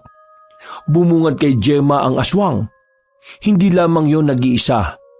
May mga kasama ito sa labas. Walang pakialam ang mga aswang na yon kung may makakakita sa kanilang ibang tao. Bakit ba ang hirap-hirap ninyong kunin mag-ina? Samantalang hindi naman ako pinahirapan ng asawa mo. Hindi mo magagawa ang gusto mo. Hindi ka magtatagumpay. Kaya kung ako sa'yo, umalis ka na lang ulit at baka mapahamak ka pa. At ngayon, parang may malasakit ka pa sa kapakanan ko? Maraming salamat naman kung ganun. Pero hindi ako madadala sa mga ganyan mo, no? Dahil nandito kami para tapusin na ang misyon namin. At ang misyon na yon ay madala kayo sa harapan ng aming amo, ang aming pinuno. Sinubukan ng lalaking si Odong na pumasok sa bahay. Pero kakahakbang pa lang ng isa nitong paa, naramdaman na kaagad nito na tila sumakit ang kanyang ulo. Malakas ang pangontra na naroon, kaya naman hindi magawang makalapit ng aswang kay Gemma. Sige, pumasok ka para mapaaga ang buhay mo. Wala kang kapangyarihan kaya kapag ako nakalapit sa'yo, malilintikan ka sa akin ng malala. Masyado ka ng pasakit sa ulo ko eh. Ikaw ang malilintikan sa akin. Kinuha ni Gemma ang mga kaldero. Pinagbababato niya yun kay Odong. Tinamaan ng aswang sa muka. Umalis na kayo rito kung ayaw mong madagdagan ang mga tinamumong sugat. Mga inutil! Anong tinitingin-tingin nyo? Pasukin nyo na yung bahay! Bilitin nyo makalapit at itapon nyo rito sa labas! Nagkatinginan ng mga kasamang aswang ni Odong. Pinagbababatukan niya yun ng tila walang gustong mauna. Pero kalaunan, napilitan na lamang ang mga aswang na umabante. Si Gemma naman, nasa harapan lang ng pinto ng silid na kinaroroonan ng kanyang anak.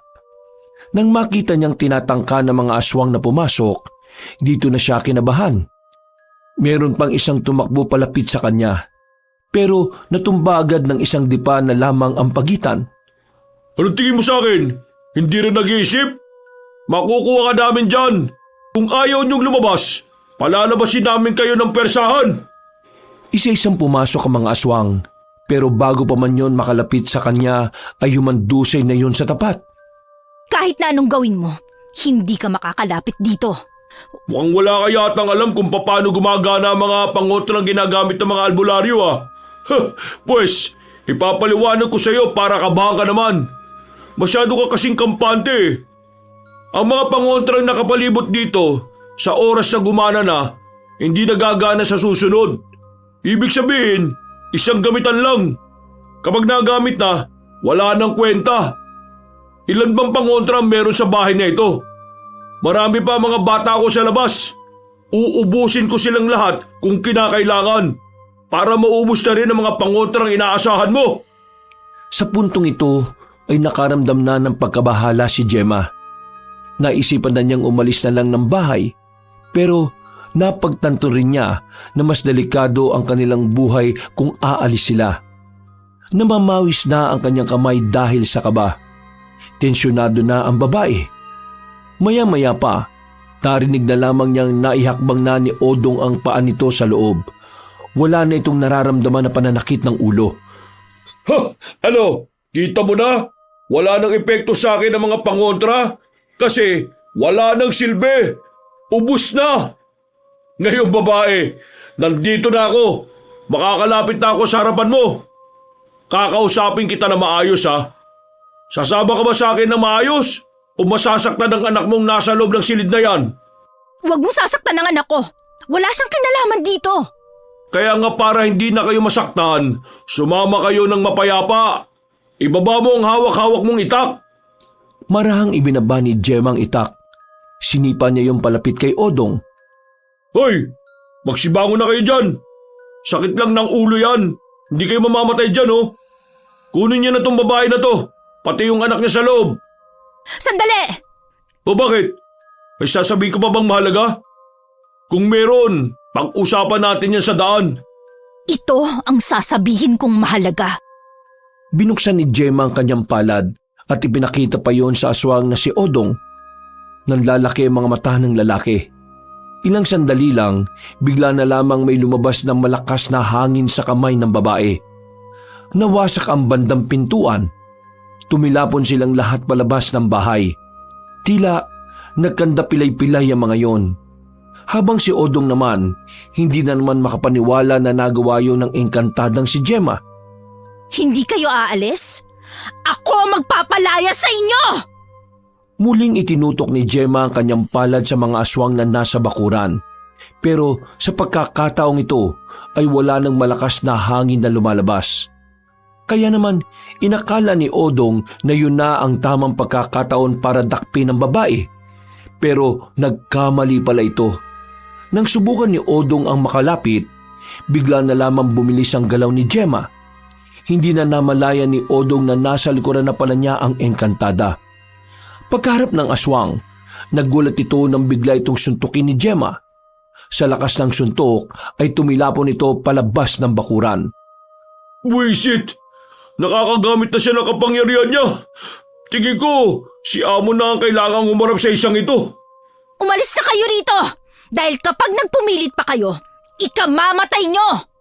Di pa tayo tapos, babae! Nagmamadaling gumapang pali sa mga aswang. Nagsisigaw pa nga ang mga taong nakakita sa mga yon. Pero mabuti na lamang ay wala namang sinaktan kahit isang residente. Nung oras na yon, tila ngayon lang din naramdaman ni Gemma ang kaba at panghihina. Hindi niya inakalang magagawa niyang patrasin ang mga aswang. Hindi niya alam kung ano ang dapat niyang maramdaman. Pero isa lang ang nasisiguro niya. Kaya na niyang paganahin ang kanyang kapangyarihan. Kailangan na lamang niya itong linangin. Makalipas lang ang isang oras, dumating na rin si Mang Pedring at si Bruno. Nawindang ang dalawa nang makitang mas lumaki ang pintuan nila dahil sa pagkawasak nito. Pinatras mo ang mga aswang? Nakagamit ka na ng kapangyarihan ng isang engkantada? Yun ang bungad na matandang lalaki nang ikwento ni Gemma ang mga nangyari. Sa halip na manghinayang dahil sa pinsalang tinamo ng bahay nila, gumuhit pa ang kakaibang ngiti sa mukha ni Mang Pedring. Hindi ko rin inaasahan pero tingin ko nang dahil sa pagiging desperada, saka ko siya nagamit. Sa tingin ko, kaya mo siya nagamit dahil mas malinaw na ngayon ang dahilan mo para lumaban. Pero anong gagawin natin dito sa nasirang harapan? Pasensya na talaga, hindi ko sinasadya. Hindi ko kasi inakala na ganun kalakas yung hangin na magagawa ko eh. Ang nasa isip ko lang talaga, protektahan si Celia. Wala kang dapat ihingi ng pasensya. Tama lang naman ang ginawa mo eh. Ang bahay, nagagawa pa. Pero ang buhay kapag nawala, hindi na natin may babalik. Bukas ng umaga, aalis na muna tayo rito ha. Saan naman tayo pupunta, Lo? Makikitira muna tayo ron sa kaibigan ko, kay Amparo. Kay Aling Amparo? Sigurado ka ba? Wala naman tayong magagawa.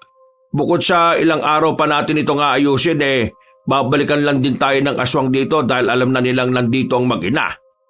Nako, wala na bang ibalo? Bakit kay Aling Amparo pa? Bakit, Bruno? Ano bang problema kay Aling Amparo na sinasabi nyo? Palaging galit yun eh. Palaging mainit ang ulo. Tapos yung apo niya, parang buang. Parang buwang? Anong buwang?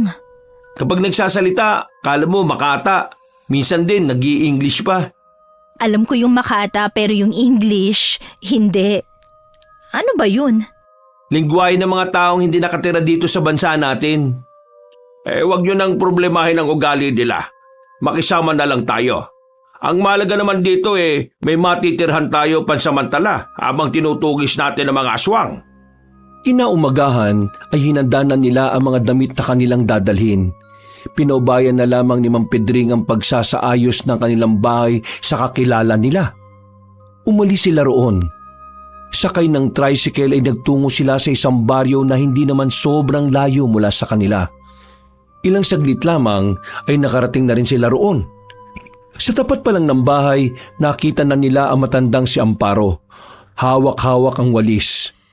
Napatingin sa kanila at dumako ang tingin nito kay Mang Pedring.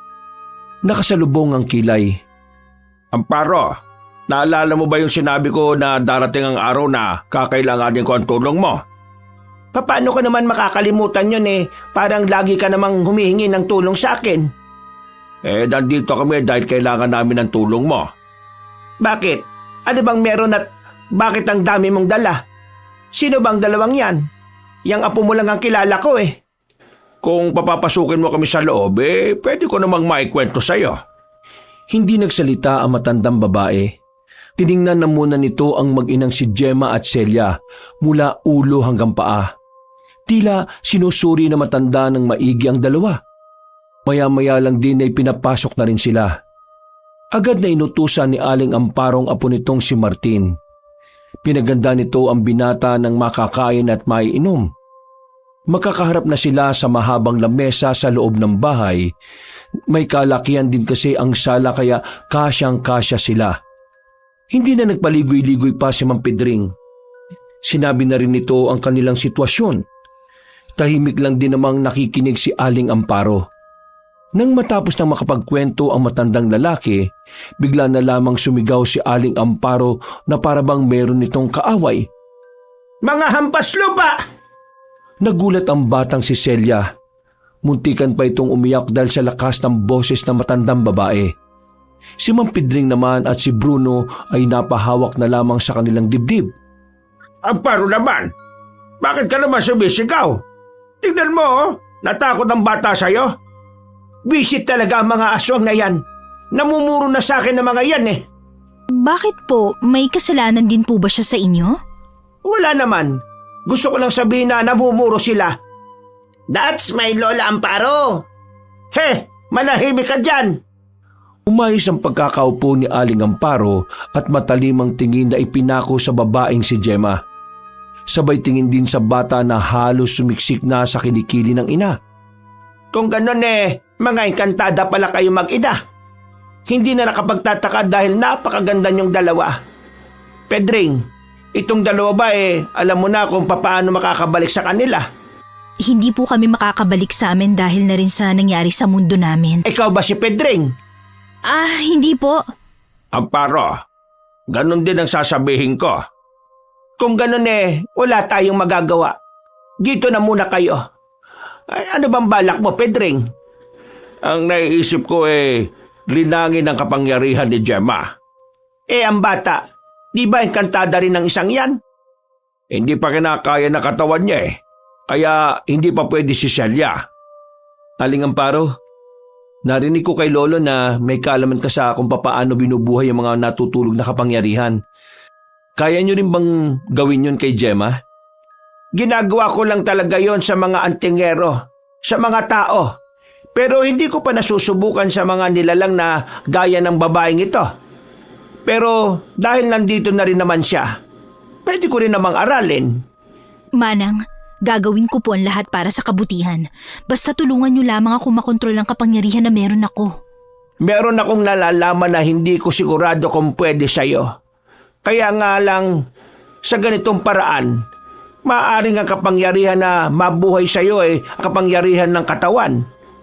Ibig sabihin, ang kalakasan ng katawan mo bilang isang engkantada.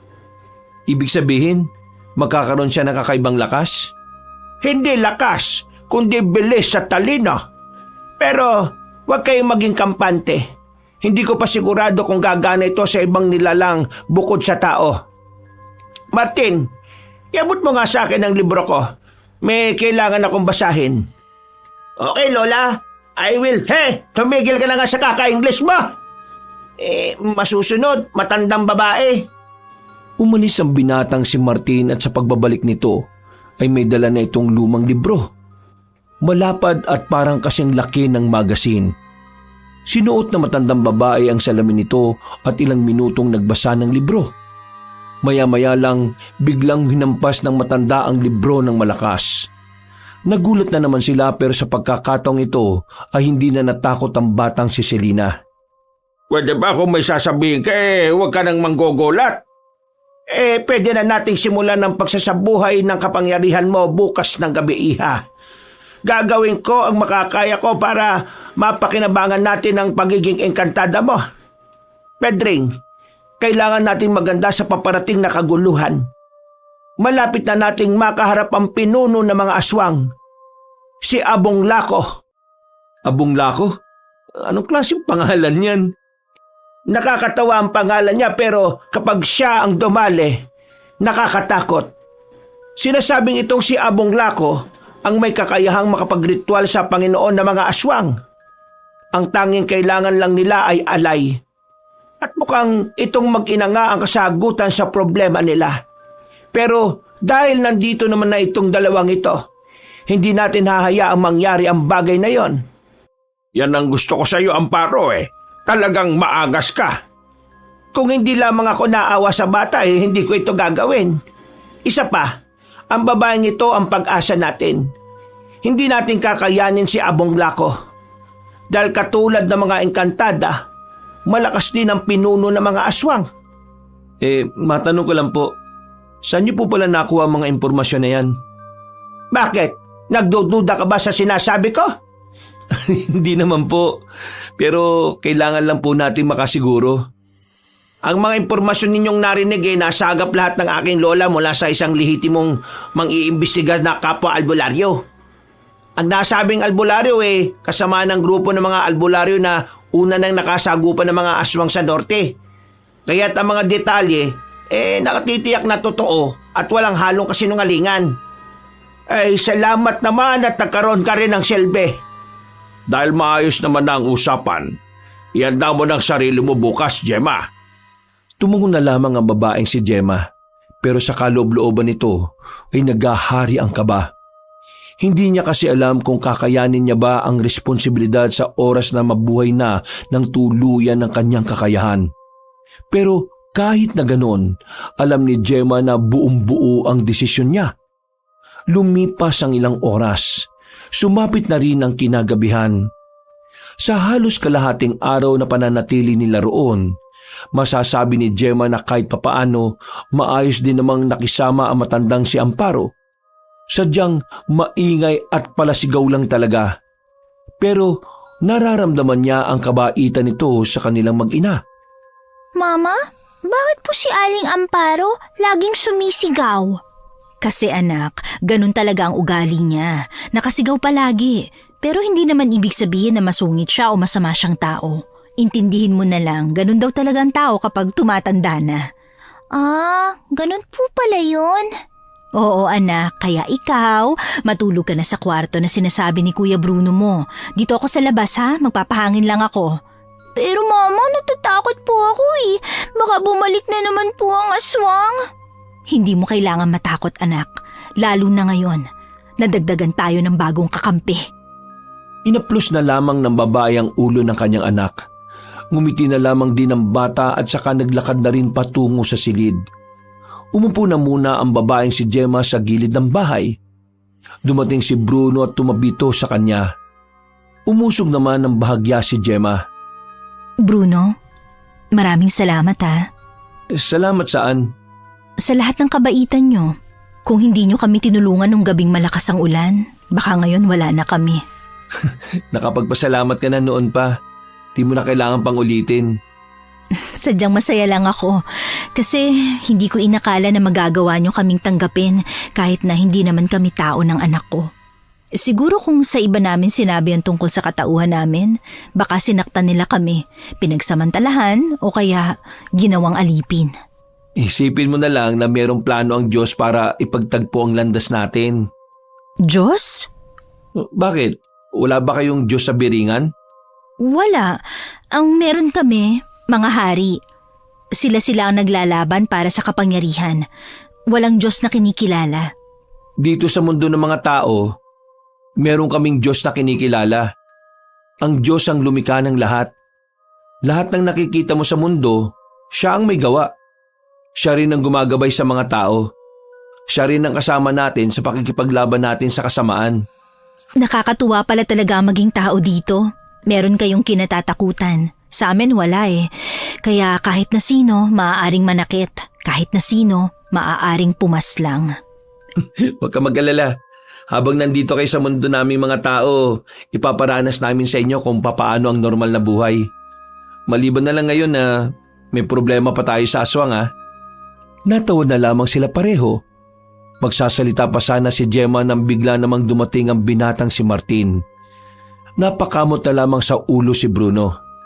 Magandang gabi, Binibini. Maaari ko bang malaman ang maganda mong pangalan na siyang umaakma sa iyong kagandahang muka? Gemma na lang ang itawag mo sa akin. Iyon ang naging pangalan ko mula nung manirahan kami rito sa mundo nyo. Gemma. Kay gandang pangalan. Ang pangalan ko nga pala ay Martin. Nagmula ang aking pangalan sa isang... May sasabihin ka bang mahalaga? Kasi matutulog na si Gemma eh. Huwag mo nang abalahin. Maaari ko bang malaman kung ano ang iyong ugnayan sa binibining ito?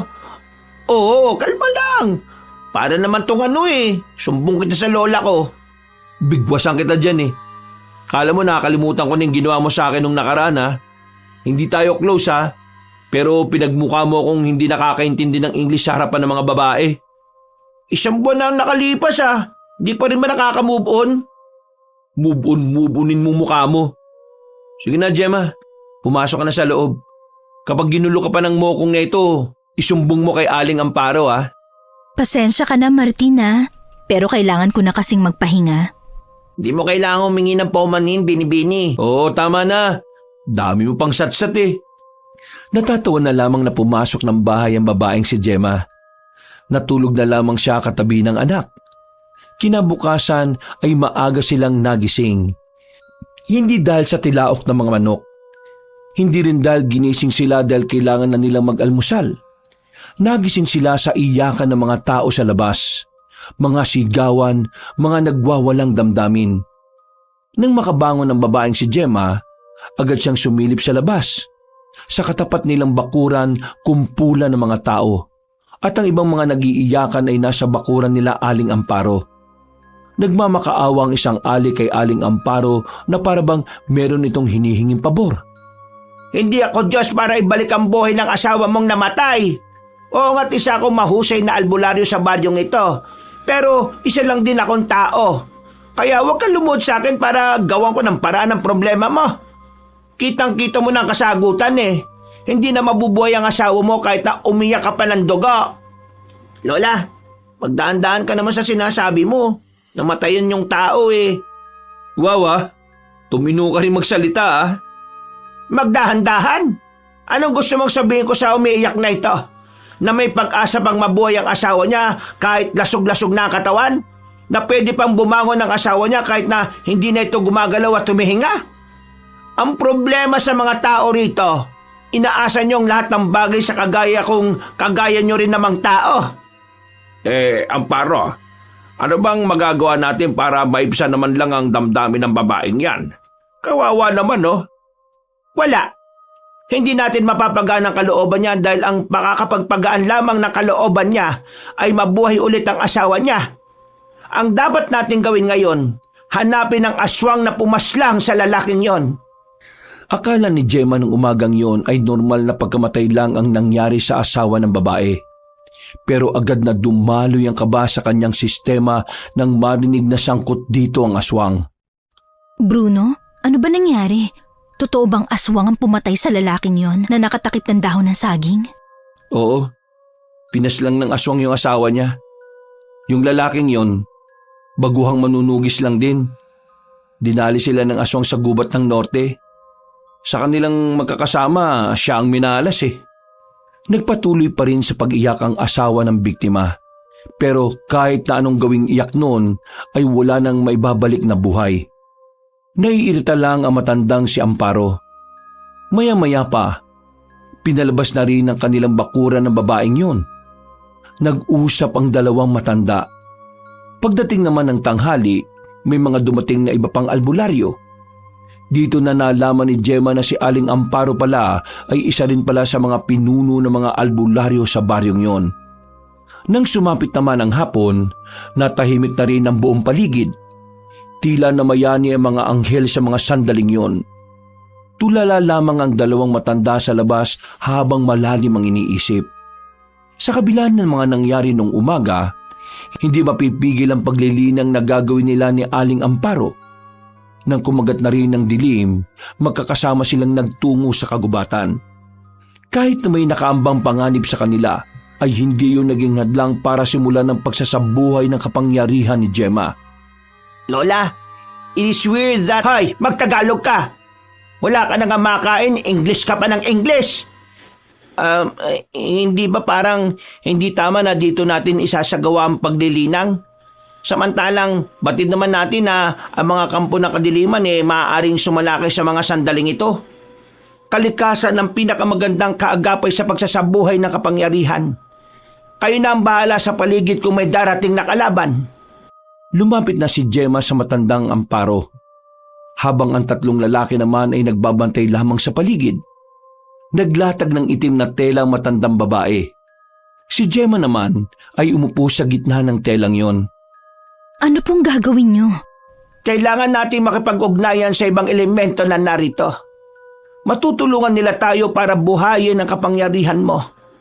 Ang totoo niyan, sa mga antingero ko lang ito ginagawa. Nalalagay sa panganib ang mga buhay nila dahil dito. Pero ikaw, tingin ko wala tayong magiging problema sakaling gumana. Dahil isa ka rin namang elementong nilalang na naging engkantada. Kaya mo silang kausapin. Ang gagawin ko lang dito, susubukan kong buksan ng dimensyon kung saan doon mo sila makakausap. Kailangan mong makipag-ugnayan sa kanila. Ang tanong ngayon, handa ka na ba? Handa na po ako. Gawin niyo na po ang lahat. Ikaw ang gagawa ng lahat. Ikaw ang makikipag-ugnayan sa kanila at hindi ako. Ako lang ang magiging tulay. Kaya galingan mo silang kumbinsihin. Ipinikit na ni Gemma ang kanyang mga mata. Naramdaman na lamang ng babae ang kamay ni Aling Amparo na nasa ulo niya. Narinig na lamang niya na nagsasalita na ito ng kung ano-ano. Mga salitang hindi niya naman maintindihan. Halos kalahating oras din yung ginawa ng matandang babae. Iba't ibang ritual na ang ginagawa nito. Dumudugo na rin ang ilong ni Aling Amparo. Pero hindi pa rin ito tumitigil. Hanggang sa bigla na lamang narinig ni Gemma ang mga kakaibang boses na hindi niya alam kung saan nagmumula. Nararamdaman ko na sila, Iha. Kausapin mo ang mga kapwa mo elemento. Patunayan mo sa kanila na karapat-dapat kang makagamit ng kapangyarihan. Sinimulan ni Gemma ang pakikipag-ugnayan sa kalikasan at sa mga elementong naririnig niya. Habang nangyayari yon, nanonood lang sila Bruno. Nag-aalala pa rin ang binata nang makitang may tumutulo na ring dugo mula sa ilong ng babae. Pero hindi sila maaaring makialam. Walang dapat umistorbo sa ginagawa ni Aling Amparo at Gemma. Maya-maya pa, napahiga ang babaeng si Gemma sa lupa. Nagtatakang nilapitan yon nila Bruno. Habang si Aling Amparo naman, tila naniga sa kinatatayuan. Nanlalaki ang mga mata nito at hindi makapaniwala. Amparo, ano problema? Bakit nawalan siya ng malay? Natapos na ba ang pakikipag-usap niya sa mga elemento at sa kalikasan? Hindi natapos. wala pa sa kalahati. Meron kasing humadlang. Sinong umadlang? Nandito na siya, si Abong Lako. Napalingon sila sa likod. Nang tutukan nila yun ng ilaw, nakita nila ang isang matandang nakasandal sa katawan ng malaking puno. Ang suot nito ay parang kagaya ng suot ng mga prayle noong unang panahon ng Kastila. Seryoso lamang itong nakatingin sa kanila. Iandad niyo ang sarili ninyo. Kakaiba ang lakas niya. May kapangyarihan din siya. Hindi natin siya kakayanin. Hindi tayo pwedeng umatras. Wala ka bang brain? Hindi natin siya kaya, no? Mamamatay lang din tayo. Mas maganda ng mamatay ng lumalaban kaysa mamatay habang tumatakbo palayo para tumakas. Kayo ba ang nararamdaman kong nagre-ritual? Sa tanong pa lang na yun ng matandang aswang, nagtitindigan na ang kanilang mga balahibo. Sobrang lakas na presensya ang nararamdaman nila. Kahit na si Mang Pedring na matagal nang humaharap sa mga aswang, ngayon lang naranasan na may makakaharap na katulad ni Abong Lako, na kahit wala pang ginagawa, ay nagiging dahilan ng kanilang pagkanerbiyos. Tinatanong ko kayo ba ang nararamdaman kong magre-ritual? Kami nga. Ano ngayon? Kilala niyo ba kung sino ako? Kasi ako, kilala ko kayo. Lalo na ang walang malay na babae na yan. Pero, nasa na ang kanyang anak? Hindi kumpleto ang pakay ko kung wala naman ang isa. Kung ano man ang binabalak mo na masama, hindi namin hahayaan na magtagumpay ka. Wala naman akong binabalak na masama. Magiging masama lamang naman ang gagawin ko kung hindi kayo makikisama sa gusto kong mangyari. Ano kailangan mo? Halata naman siguro. At alam niyo naman siguro kung ano ang mga gusto kong gawin kaya gusto kong kunin ang engkantadang yan at ang anak niya. Kailangan pa ba natin magdiskusyon? O ibibigay niyo na lang sa akin ang babaeng yan para wala nang mapahamak pa? Lola, ibigay na lang natin siya. Kesa naman mamatay tayo. Kalalaki mong tao, wala kang bayag. Dawag! Hindi natin ibibigay ang babaeng yan. Dahil kapag nangyari ang gusto nila, katapusan na ng sangkatauhan sa probinsyang ito. Mukhang walang patutunguhan ng negosasyon na ito Hindi naman yata kayo makikisa sa magandang usapan na gusto ko matapos. Kung ganoon, wala tayong magagawa. Idadaan natin to sa karahasan.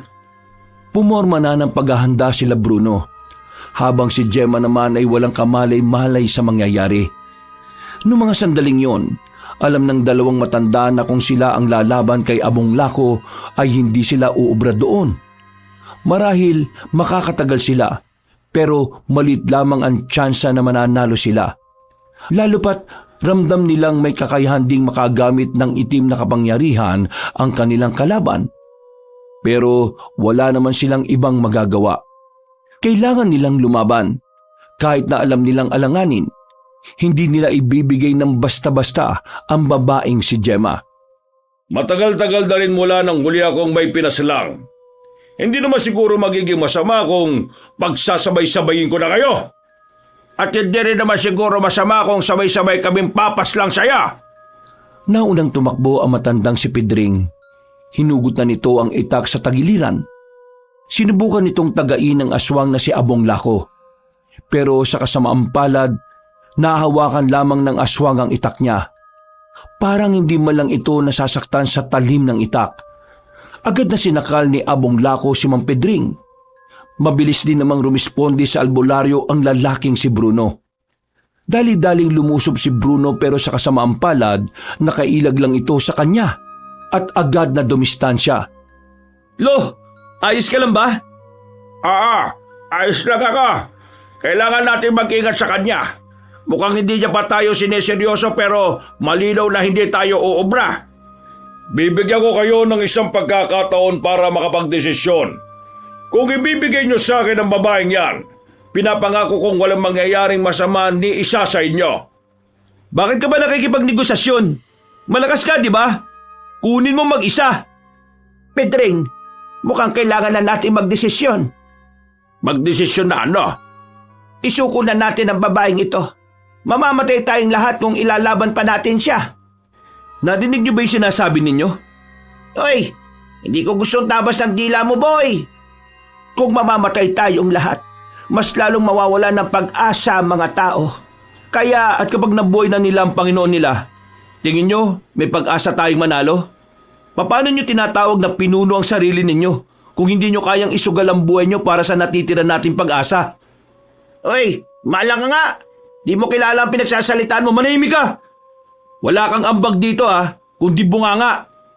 Mukhang hindi yata papayag ang isa sa inyo Paano ba ito? Lo, wag mong sabihin na pati ikaw, papayag na ibigay si Gemma sa kanya. Apo, wala tayong laban sa kanya. Kahit na ano mangyari ngayon makukuha at makukuha niya si Gemma. Kaya yun na nga ang punto ko. Kahit anong mangyari, makukuha niya si Gemma. Kaya bakit hindi na lang tayo lumaban? May maliit na tsansa na manalo tayo. At ang tsansa na yon ang natitira nating pag-asa. Hindi mo naintindihan ang sinasabi namin ng lola mo. Bagito ka pa talaga pagdating sa mga ganitong sitwasyon. Kung ang pagiging veterano ay pagiging duwag, mas pipiliin ko na lang mamatay bilang bagito. Bahala kayo. Hindi ko susuko si Gemma. Patay kong patay. Wala akong pakialam. Kung ganon, lumapit ka, iho. Para matapos na ang negosasyon natin. Kailangan mo munang mawala. Hindi nagdalawang isip ang binatang si Bruno. Hawak pa rin ang itak na tanging sandata nito. Nang makalapit na siya, walang kalam-alam si Bruno na meron na rin palang binabalak ang dalawang matanda. Hindi ako natatakot sa iyo! Lumusob si Bruno kay Abong Lako. Kasabay nito, merong ipinukul na patalim ang dalawang matanda. Ang patalim na yun ay kasing laki lang ng malaking pako at gawa ito sa pilak. Dahil sa bilis ng pangyayari, hindi yun inaasahan ng aswang. Tumama ang dalawang patalim na yun sa leeg nito. Agad na dumistansya ang aswang na si Abong Lako. Tumuntong ito sa itaas ng puno. Takbo na, Bruno! Sinunod na lamang ng binata ang sinabi ng matandang lalaki. Si Martin naman ay agad na ring binuhat ang babaeng si Gemma. Sinamantala nila ang pagkakataon na pansamantalang naging paralisado ang kalahating katawan ni Abong Lako. Nagmamadali silang makaalis ng kagubatan at dahil hindi sila pwedeng bumalik ng baryo sa takot na baka madamay ang mga tao, naghanap na lamang sila ng ibang lugar na kanilang mapagtataguan. Isang abandonadong sementeryo ang kanilang narating. Merong maliit na simbahan at doon sila pumasok. Mukhang natakasan na natin siya. Hindi tayo pwedeng makampante. Malakas ang pakiramdam ng isang yon. Ipahid niyo ang langis na ito sa katawan niyo para hindi niya tayo maamoy. Mukhang kailangan ko nang gamitin ang anting-anting ko Pero Lo, kaya pa ba ng katawan ninyo? Kailangan kong kayanin. Kailangan ko ang kapangyarihan ng anting-anting ngayon para tuluyang mawala ang presensya natin sa pakiramdam niya. Inilabas na matandang lalaki ang kwintas kung saan nakasabit doon ang anting-anting. Hinawakan ni Mang Pedring ang palawit at saka pumikit. Biglang nagkaroon ng kaunting liwanag ang madilim na simbahan na yon. Maya-maya lamang, naramdaman na rin nila ang kagaanan ng kanilang kalooban. Anong nangyayari sa pakiramdam ko? Gumagana na ang anting-anting. Hindi na tayo mararamdaman ni Abong Lako. Huwag na lang tayong gagawa ng kahit na anong ingay, Bumuntong hininga si Bruno. Nasa bisig niya si Gemma sa mga sandaling yon matapos itong agawin kay Martin. Makalipas ang halos 5 minuto, naririnig na nila ang kaluskos sa paligid. Mga paa na tumatapak sa mga tuyong dahon. Ginawa nila ang lahat ng kanilang makakaya, wag lang sila makagawa ng ingay na maaring maging mitya ng kanilang buhay. Maya-maya lang ay nakita na rin nilang umalis na si Abong Lako. Para silang nabunutan ng tinik sa lalamunan. Buong akala kasi nila ay tuluyan na silang papanaw sa gabing yon. Pasensya na sa mga nasabi ko kanina. Gusto ko lang talagang protektahan si Gemma Anong akala mo sa amin ng lola mo? Duwag? Kanina pa kami senyas ng senyas na sumakay ka na lang. Pero hindi ka rin talaga makatunog Kakaiba ang utak meron ka. Buti na lang, gumana pa rin ang plano namin ni Pedring. Ibig sabihin, hindi nyo talaga balak na isuko si Gemma? Isa ka pang inutil ka Bruno, Apo. Wala kaming balak ni Amparo na sumuko. Matatanda na kami. Wala na kaming takot mamatay. Kung kinakailangan na magbuwis ng buhay para sa tungkulin, gagawin namin yon. Kaya sa susunod naman, tingin-tingin ka rin sa senyas. Masyado kang emosyonal Oo na, kaya nga humihingi na nga ako ng paumanhin sa inyo Ay sige, tama na yan. Ang isipin na lang natin ay kung papaano ang susunod nating gagawin. Hindi na namin may tutuloy ang ginawa namin ng babaeng ito. Napakadelikado. Ano mang magawa nating ritual, nararamdaman ng lokong yon. Dumito na muna tayo. Hindi tayo pwedeng lumabas dito. Dito lang gumagana ang kapangyarihan ng anting-anting. Lo, paano si Celia?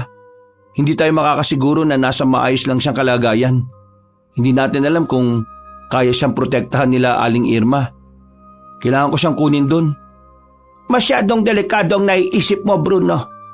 Kapag umalis ka ng simbahan na ito, malaki ang tsansa na maramdaman ka niya. At kapag naramdaman ka ni Abong Lako, alam mo na kung ano ang kasunod nun. Tandaan mo, hindi siya pangkaraniwang aswang. May kapangyarihan din siyang ginagamit.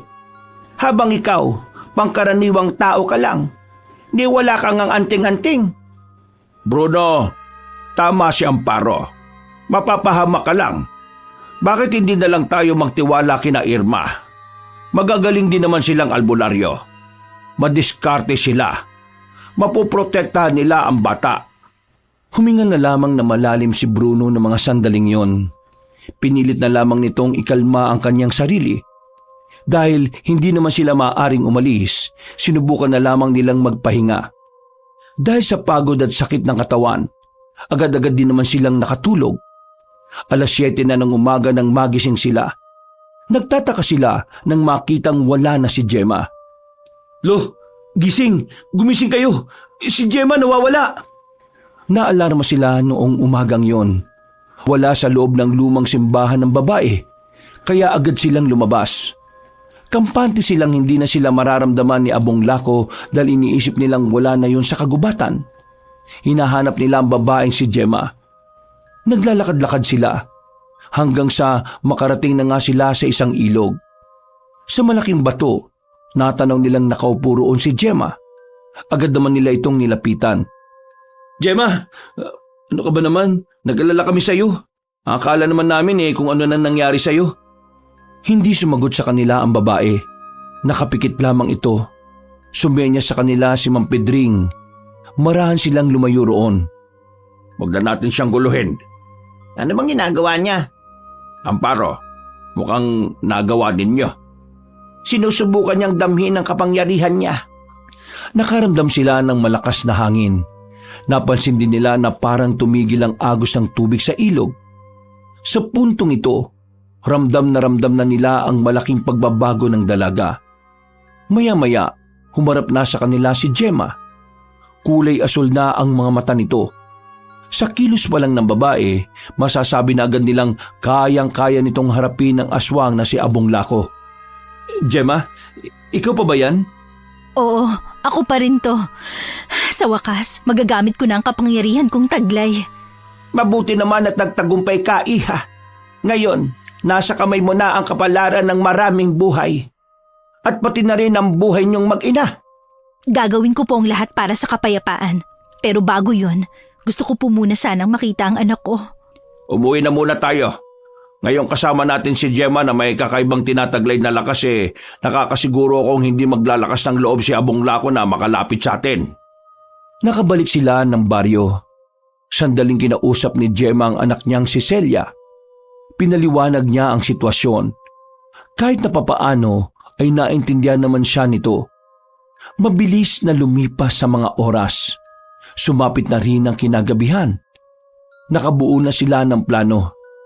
Nagtungo sila sa kuta ng mga albularyo na malapit lang din sa kagubatan. Patid kasi ni Mang Pedring na maaaring sumalakay ang mga aswang doon bilang parte ng ginagawang hakbang ng kanilang mga kalaban. Palalabasin nilang hindi pa rin nagkakamalay si Gemma. Nang sa ganoon, hindi na sila mahirapang hanapin pa si Abong Lako. Tahimik na sa kampo ng mga albularyo ng mga sandaling yon. Pero lahat ng naroon ay nakahanda na para sa pagdating ng mga aswang. Si Gemma nasa loob lang ng isang silid. Nakahiga siya sa papag. Hindi siya maaaring gumalaw hanggat wala pa sa paligid niya ang matandang si Abong Lako. Lalabas na kami, Gemma. Ikaw nang bahala rito, ha? Aabangan namin ang mga aswang. Mag-iingat kayo. Humiga na ulit ang babae. Lumabas na rin sila Mang Pedring at nagtungo sa iba pa nilang kasamahan. Habang nakapikit, nakikiramdam lamang si Gemma. Kahit nasa malayo, dahil sa kapangyarihan niya bilang engkantada ay nararamdaman niya ang presensya ng mga nilalang. Lalong-lalo na ang nangingibabaw na presensya ni Abong Lako. Hindi nagtagal, tumunog na rin ang malaking bell sa kampo. Isang hudyat na ang labanan ay magsisimula na rin. Kagaya ng napag-usapan, hindi gumagalaw si Gemma. Hanggang sa maramdaman na nga niyang pumasok na sa silid na yon si Abong Lako. Tingnan mo nga naman. Habang nagkakagulo ang mga inutil sa labas, malaya ko makukuha ang kailangan ko. Pero wala pa rin yung anak. Hayaan ko na yon. Ang malaga, ito, mas malakas ang... Sinaksak agad ni Gemma ang matandang lalaki sa dibdib. Hindi pa nakontento si Gemma. Sinakal niya yon at saka binalibag palabas ng bahay. Pinagana niya kagad ang kanyang kapangyarihan, na kung saan ay tripling kalakasan ng kanyang nararamdaman. Paulit-ulit niyang itinarak ang kutsilyo sa dibdib na matandang aswang. Pero nabigo siyang mapatay yun. Sa dami kasing tinamong saksak ng matanda, nagawa pa rin itong makabangon. Tumalon-talon na matandang lalaki palayo sa baryo. Sinundan naman ito agad ni Gemma hanggang sa silang dalawa na lamang ang magkaharap. Magaling ang ginawa niyong plano. Pero hindi ako namamatay sa simpleng saksak lang. Kaya pasensya ka na. Hindi mo makukuha agad ang tagumpay. Ha? Tapusin na natin to, aswang! Unang umatake ang babae. Nakailag naman ang matandang aswang. Nakapagbago na rin ito ng anyo. Nagliliwanag ang mga mata nito. Nagkaroon din ito ng buntot na merong patalim sa dulo. Itsurang demonyo na si Abong Lako. Pero kahit na ganoon, walang nararamdamang kahit na kaunting takot ang babaeng si Gemma. Nagsimula ang laban. Gumamit na rin ang kapangyarihan ng pinuno ng mga aswang. Bigla na lamang hindi maigalaw ni Gemma ang kaliwang binti niya. Parang nawalan ng lakas. Dahil dito, nahirapan siyang gumalaw. Pagtingin niya sa gilid, nakaabang ang kalmot ni Abong Lako. Nasulo niya yon kaya tinamaan siya sa tagiliran. Agad na umagos ang dugo. Pero hindi yun ininda ni Gemma. Pinagpatuloy niya ang pakikipaglaban at sadyang mapanlinlang ang kanyang kalaban. Dahil sa mga sumunod na sandali, ginamitan naman siya nito ng ilusyon. Nasaan ako? Nandito ka sa mundo ko. Hindi. Isa lang tong ilusyon. Ilusyon na hindi mo kayang takasan, iha. Pero huwag ka mag-alala. Hindi naman kita papaslangin dito. May iwan lang ang isipan mo rito. Habang sa realidad, unti-unti na kitang inaalay sa aming Panginoon. Anong akala mo sa isang engkantadang kagaya ko? Mahinang nilalang? Masyado mo yata akong minamaliit. Hindi porke babae at engkanto lang ang lahing pinagmulan ko, magiging kampante ka ng kaya mong gawin ang lahat sa akin. Nagkakamali ka. Kahit na anong sabihin mo, wala ka na magagawa. Makukulong ang utak mo sa lugar na ito. Habang nangyayari naman ang hindi mo gustong mangyari. Diyan ka nagkakamali.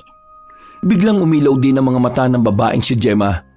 Pagkatapos nito, unti-unting nabura ang ilusyon na ginawa ni Abong Lako.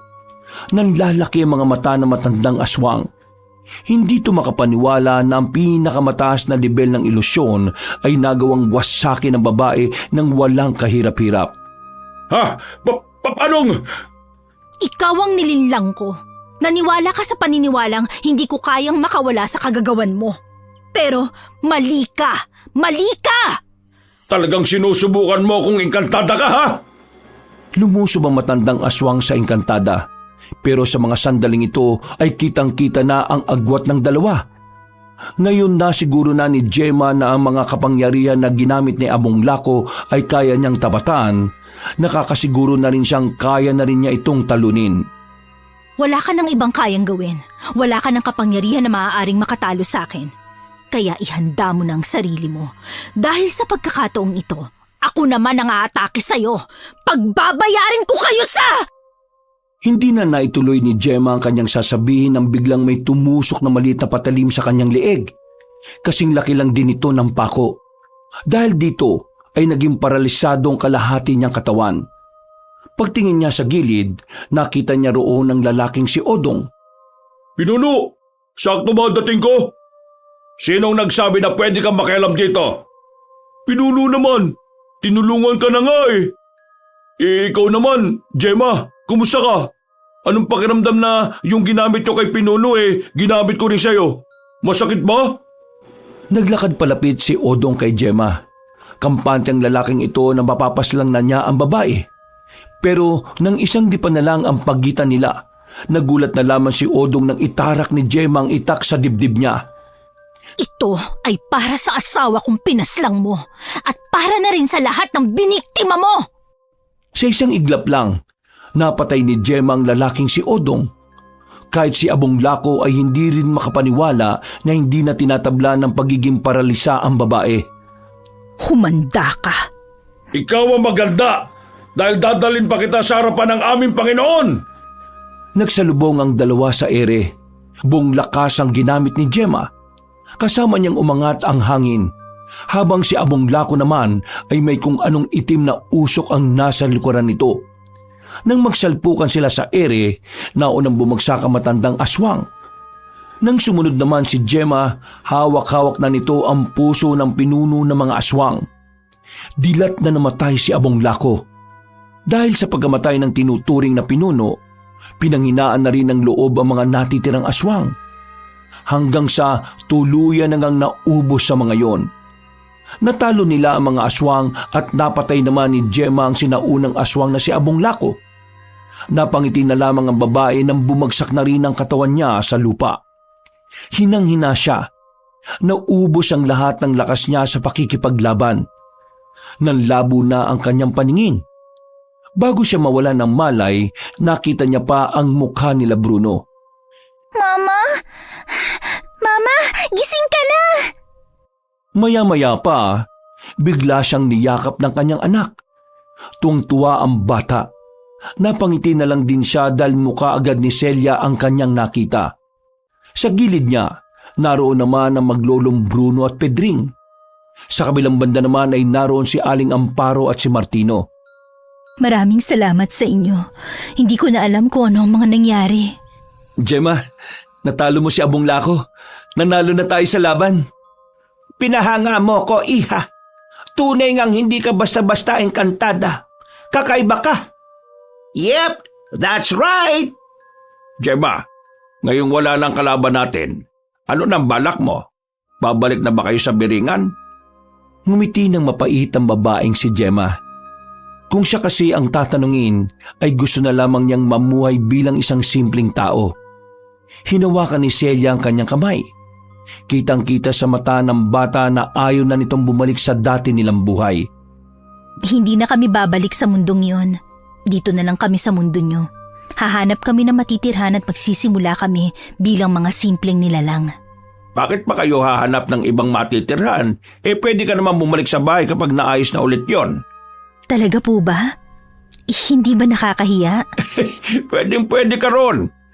Maninibago kami kapag nawala ka. Lalong-lalo na itong si Bruno. Hindi niya kayang mawala ka. Lo, ano ba pinagsasabi mo? Nako, torpe. Kung ako yan, manahimik ka. Bumabanat ka na naman dyan eh. Nagtawanan na lamang sila sa mga oras na yon. Nang makabalik na rin ang lakas ng babae, kinahapunan ay sabay-sabay na rin nilang pinagsaluhan ng inihanda nilang pagkain. Mula noon, naging parte na ng pamilya si Gemma at Celia. Kahit na hindi sila mga tao, itinuring silang normal ng maglolo. Kalaunan, nagkamabutihan si Gemma at Bruno. Hindi nagtagal, tuluyan na ngang naging magkasintahan ng dalawa. Sa pagpasok niya sa bagong kabanata ng kanilang buhay, masayang haharapin niyo ni Gemma. Dahil kasama niya sa paglalakbay ang mga taong nagparamdam sa kanila na maaari pa rin silang mamuhay na gaya ng isang normal na tao. Wakas,